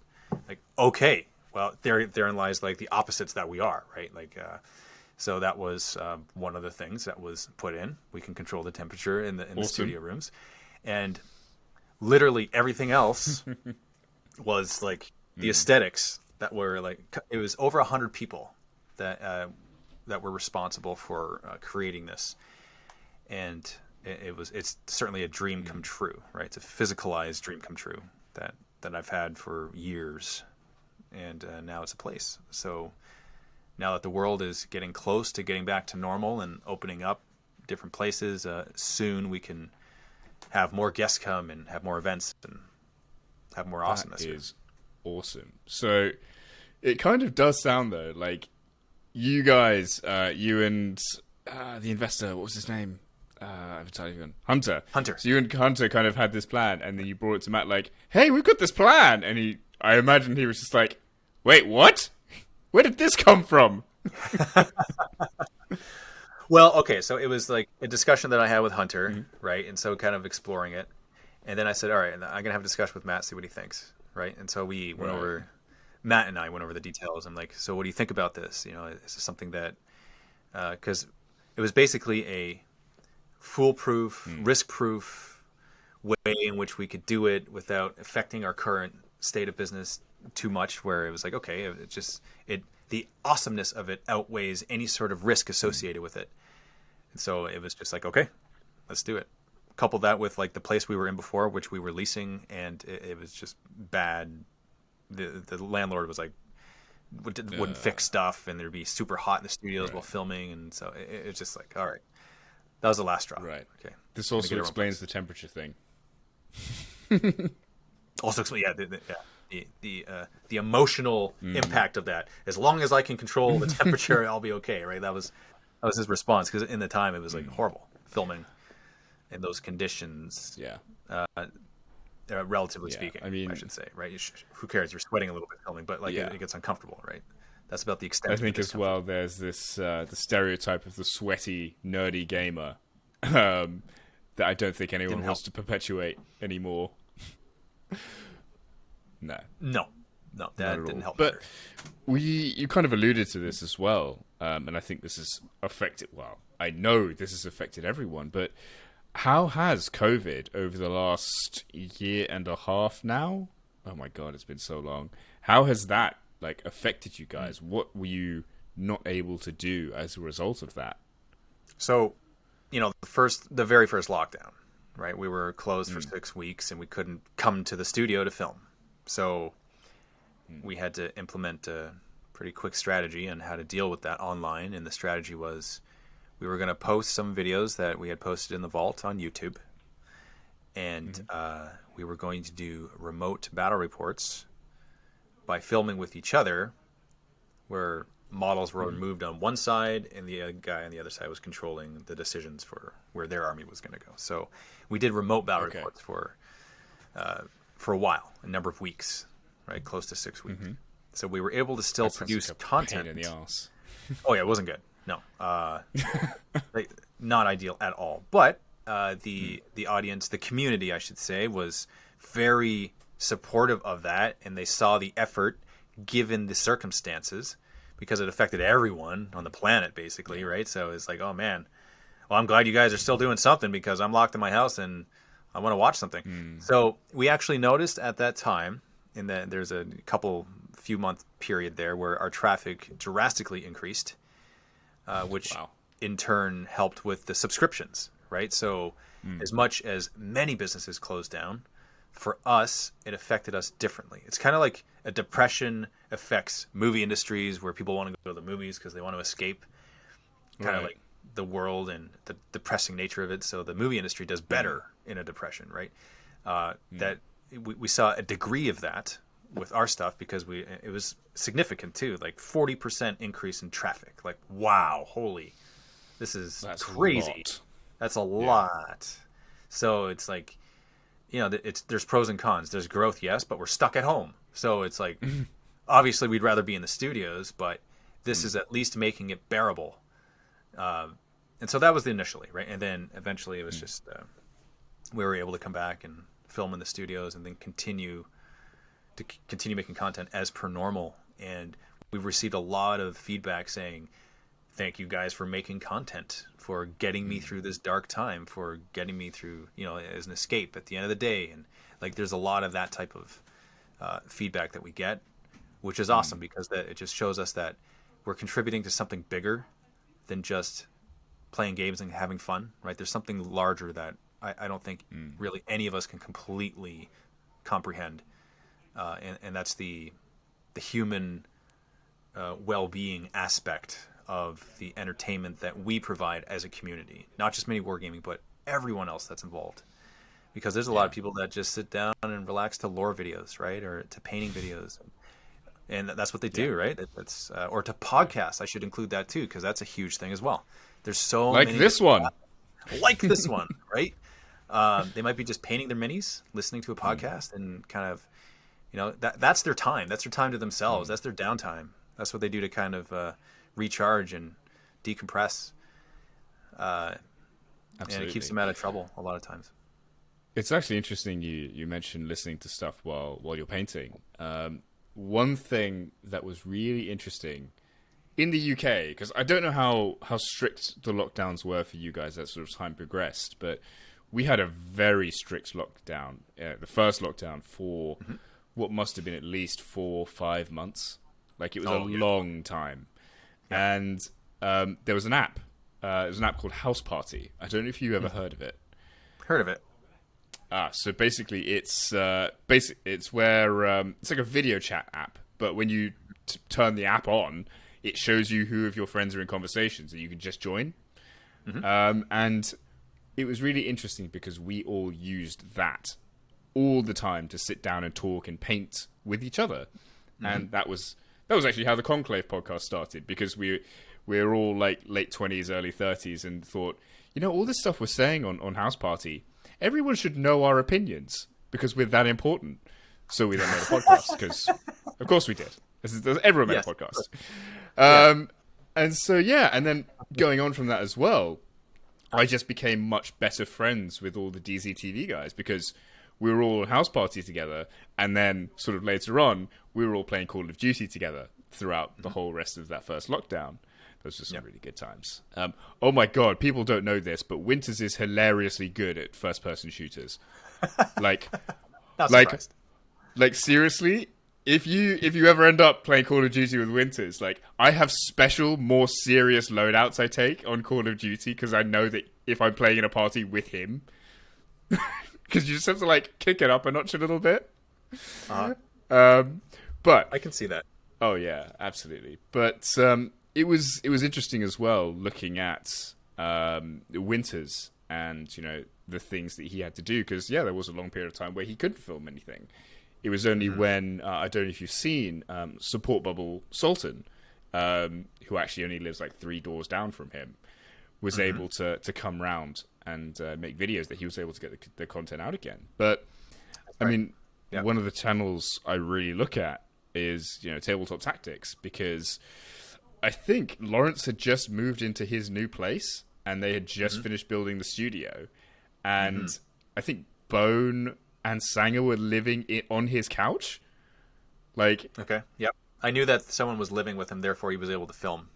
Yeah, and that was a tough situation because you could see as the months went on them just getting more and more tired and just more drained, because it was just something that I think a lot of us have found working over lockdown has been, if you work at home, it kind of doesn't stop unless you really stop yourself, and you just end up working more and it just drains you. I mean, is that is that something you guys found? Like, was it really beginning to take a toll on like your mental health and like draining you in the same way, or were you able to like have more separation and I don't know, find more coping mechanisms? For us, because the lockdown, like the strict lockdown, lasted about 6 weeks. It didn't. And then after that, we were able to come to the studio. We had a separation from the being locked in the home, right? A lockdown at home, rather. So we had that escape and that getaway on a daily basis, and we're able to go back home. We had somewhere to go, right? It wasn't all the same. And so that certainly helped a lot when it came to the mental health and like the endurance of getting through this lockdown that was really in the periphery as opposed to direct in the face of it, right? Like, sure, we can only go to the grocery store, and there's a lot of things that are closed, and normal life wasn't normal anymore. There's that. But when, as you said, when you're living in like where you are living is where you're working, and it just never ends. I had some friends who were in their home because they work from home, and they had groceries delivered for a year, entire year. Jesus. In their home. Yeah. Because they had health issues as well, so they were a high risk person, right? So, man, can't even imagine the toll that would take, right? Because that's true lockdown, where it's, even if they could go out, they didn't because they're high risk, right? So they just simply didn't go out. Yeah. So I mean, I certainly recognize, and I'm grateful that we are fortunate in our situation here, where we can come to the studio, we can film with each other according to like the rules of our area, right? Where we're able to do that. We fall under the film and television category. We don't have a storefront where people are walking in and out, so we're only in contact with each other. There's this close contact, and yeah, it worked out okay. But that being said, there's been multiple lockdowns here, right? And there's just varying degrees and varying restrictions. So that's a day-to-day thing that we're dealing with, right? Does it affect our work directly? It hasn't since the initial lockdown. Right. Okay. That much else. Interesting. So, yeah, we don't have guests in the bunker anymore. Like, we don't have that, right? That's a direct effect from the lockdown. Of course. Just like no one's traveling. At least not in Canada or to Canada, because like the American border's closed, right? So it's like, all right, okay. Interesting. So, I mean, this kind of leads on to the next question. Once lockdown eases, once everyone's got the vaccination, what are your plans in the future for the upcoming years or next few months? Party time, man. Yeah. All that stuff that was originally in place, like having events at the bunker, having immersive events, immersive campaigns.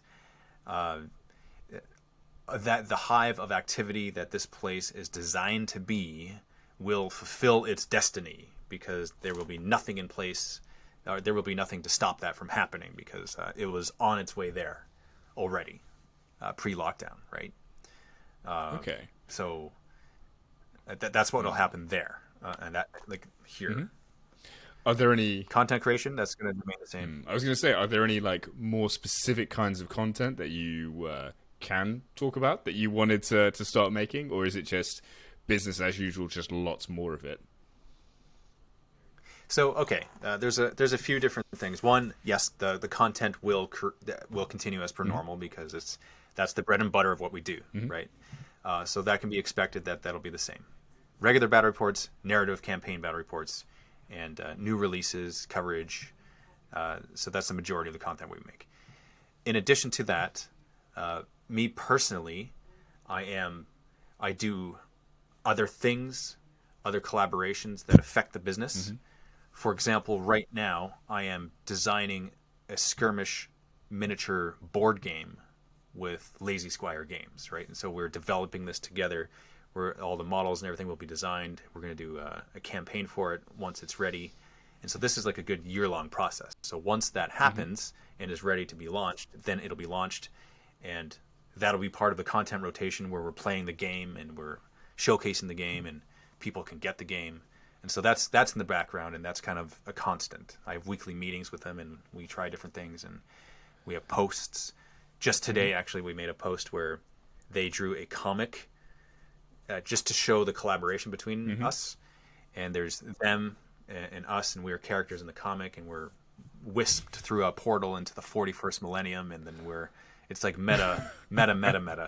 We're characters in the universe, right? And we're kind of like fighting enemies, and so that's fun. That's just a kind of like a primer, right? Just to show our collaboration. Okay. So is this like a world exclusive that you're talking about this for the first time ever? I mean, this is the first time well, I talked about it on the Shrine a little So bit. this is a world Literally exclusive. Excellent. Good to know. The world exclusive, yeah. Yeah. The first day it's been released, the first public podcast I'm mentioning it on. Excellent. That sounds fantastic. I mean, kind of the other question I wanted to ask going on from that is, with the popularity of things like Magic the Gathering, with other tabletop systems, have you ever been, like, especially to be honest with Magic the Gathering, have you ever been tempted to just get into it, to make that part of the roster? Or is it just a little bit too far outside the tabletop miniature gaming like sphere for you guys? Never been tempted. Really? That specifically, I've played Magic before. I had fun while I was playing it. But there's only so much resource we can dedicate to creating the content that we're creating. So whenever we do something different, it's a risk. And sometimes it's a calculated risk. Sometimes it's a let's just simply try it risk, right? And so there has to be a desire as well behind that risk. And if that desire is not there, it's not going to happen. If the desire is there, then we're more likely to take a risk on it. And if it's successful, then we'll do more of it, right? One of those example is that is bolt action. Actually, we've recently we're working with Warlord Games to make battle reports for bolt action, and the desire was there because it's a game that the guys are interested in playing, and we're doing a collaboration with them. Vault members get a discount on their product when they make purchases on their store. And there's also battle reports that feature their game, right? So it's advertising for them. So it's just as good. And then the community wants it, right? Because they were like, oh, awesome, bolt action, cool. You guys are covering this. So there's this benefit, just like circle of benefit that so many people have from it. And that's something that we're continuing. Awesome. Right? That's going to be really interesting going into the future. There's one last question I wanted to ask you before we call it quits and I can go and have some dinner and then a quick lie down. What would you guys do to get Henry Cavill on the channel?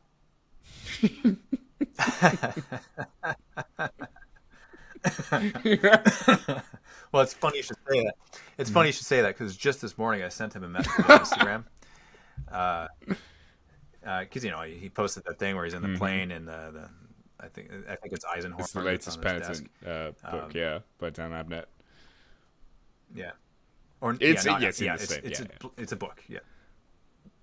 But yeah, so I was just like, what would we do to get him on? That's an interesting question, right? Because it's like, obviously we'd love to have him on. It would be amazing. Like the entire community is clamoring for him to be involved somehow. And if, the lucky channel that gets to collaborate with him, if that happens, everyone wants that, right? Everyone wants to be the channel that wants to collaborate with him. And so undoubtedly, whoever, if ever that happens, that channel is going to receive so much accolades and praise and jealousy. I think you just win the internet. Right? You win, It's like an unfair. Here's the Henry Cavill card. Nope. Doesn't matter what you do in the rest of the Warhammer community lifetime. It's like, well, I got to play a game with Superman, so do whatever you want. I will lose all the other games in my tournament. I played Henry Cavill, and he killed me with his Custodes. So there you go. I will say though, I worry that like our collective fanboyism has just like turned him off, like because he came out with he painted like one custodian, like, and he was just the head, and I think I saw the thing from you guys, I saw the thing from Mid-Minty Minis, and it was just like, yes, let's play a 2,000 point Warhammer game. Clearly doesn't. He's like one custodian he's got. Okay, so here are my thoughts on that. This is this is my thought, and this is my logic behind my thought. Okay, so in terms of like us as a community scaring him away because the nerds want him or whatever it is, right? I don't think so, and the reason why is because Warhammer is not as big of an IP as Superman is, and Superman. Can you imagine the fanboyism that happens with that? With the people wanting him, the people clamoring for. He's used to this, right? And so for him to do something in another industry, for people to be like, "Oh, Henry, we want you," it's not new to him, right? And so literally anything this guy does, he's gonna put on this pair of shoes, and it's a certain brand, and he makes a post, and then here's all the Nike people like, we want to wear the shoes too. Come over to my house and play basketball with me. Like whatever it is, it doesn't matter what he does, right? So he's used to it. I don't think he's turned off. Because I saw a lot of comments. They're like, guys, you gotta cool it. You can't be too nerdy. You're gonna turn him off to it. I think he's fine. And it's like, who are we to think that we have so much influence and power to turn someone off to something that is really fun? And like, honestly, like, do we really think that's real? Because think about the Superman scenario, right? How much bigger is that? How much, like, with that's like scary level where you have like stalker, obsessive fanboy people where they would be like, like, not saying that doesn't exist in Warhammer, but like the likelihood of that existing in a much bigger IP, much bigger universe is just greater, right? So he's already open to that type of scrutiny. So I mean, I don't think that we're the other sort of like turning that around then is, do you think he's noticed us? That's a good question. I hope he noticed us. Because here's the thing, right? Here's the thing. Like, there's regular press, and then there's his press. And when I say his press, I mean his Instagram, his Facebook, his whatever, right? Yeah. That post that he made about his like reading, it wasn't even about his reading material. It was just like, I'm one of the lucky ones who gets to can travel for work. That's really his post, right? Just happened to have a book on there. Out of the, let's see, there was like 1.9 million likes on it, and out of how many tens of thousands of comments, right? How many of those comments were Warhammer comments? Yeah. Like, and how many is it just simply because he is who he is and people are commenting? And so I think, you would have to live under a rock to not know the effect that you cause on something at that scale. So I think he's aware that he has caused a wave in our industry. Right, especially when he made this specifically the Custodes post. That's 100% what the comments are. It's like, oh, Henry, blah, blah, blah, blah. Right. Yeah. So yes, he's aware. Is he acutely aware? I don't think he has the time to be acutely aware of every single channel that wants him. Right. Think about all the other channels that want him for things. Think about the, for lack of a better comparison, the more important people that want him, the Witcher producers or the Highlander producers that want him. Yeah. That's what I think really gets his attention. Not to undercut our love and admiration for him and his body of work and all that, right? I think he notices us. I don't think he notices us at the scale at which we hope he notices us. And that sounds kind of pessimistic, but I think that's just the facts that I believe to be true because of the comparison. Yeah. Right. Here's this IP that every IP wants him. Right? Yeah. 100%. Who wouldn't want Henry Cavill to like spearhead their IP? Yeah. Exactly. If he's going to be involved in our IP, he's going to be involved at the Games Workshop level in like a movie or a television show. Not a Batman. That's the level of involvement he'll have. Like in a battle report? Like, I've heard of like fan interactions before, like The Rock. Remember, I don't know if you heard about this, but like The Rock, he bought out an entire theater for this one girl for her birthday and her group of friends just because he's a nice guy, right? Like there's the random lottery winning situations where that happens amongst the hundreds of millions of people that look and observe and know that these people exist, right? Like Henry, he's one of the most popular movie stars on the planet currently, right? Yeah. Everyone wanting his attention. So... For sure. Do I hope it? You better believe I hope it. That'd be amazing for our community. Will it actually happen? I mean, I hope it does. Yeah. That's my answer. Right. Do I hope it happens with Miniwargaming? even more so. It'd be silly not to, Yeah. you know? Yeah. For sure. I mean, from everything I know about him, from interviews he's done, etc., he is one of us. Like, he's played World of Warcraft a lot. He actually played an even more hardcore MMO that I used to play called EVE Online. That's for proper nerds. Like, I know he's read like a lot of Dan Abnett's books, a lot of the Horus Heresy. And it would not surprise me if he's listened to a whole bunch of lore on YouTube. Like, it would not surprise me if he knows who Luton is. Which leads me to believe that I reckon he is aware of Miniwargaming, of Winters, of Tabletop Tactics. If he's seen a bat rep, maybe he's seen one. Like, I wouldn't put that past him, but I don't think he's, like, actually... I don't think he's played a game yet. Unless, because I know this does exist, there is a secret Hollywood D&D club that, like, only this, like, it's invite only, and it's run by, I think, Joe DiMaggio? Joe Manganiello? Joe Meg, yeah. It's run out of his basement, and it's, like, this super, like, cool thing that, like, the big nerds from Hollywood go to. If there's one of those for Warhammer, like, a Hollywood secret Warhammer club, that would be the most fantastic thing I've ever heard in my life. Yeah, that would be fun, right? Yeah. Yeah, it's I don't know why, but for some reason, when extremely popular people do something that you love, it almost, in a way, it validates what you do. Yes. In a way, because it's like, you know, it's mainstream. It's popular, and people are aware of it. It's not just this like thing that only I like. A lot of people like this. Do I think he's seen battle reports? Yeah, I think he's aware of us. Us as a community. I don't know who specifically. Would it surprise me if he saw one of our videos? It would not surprise me, just because collectively you have thousands. We've had over 100 million views, right?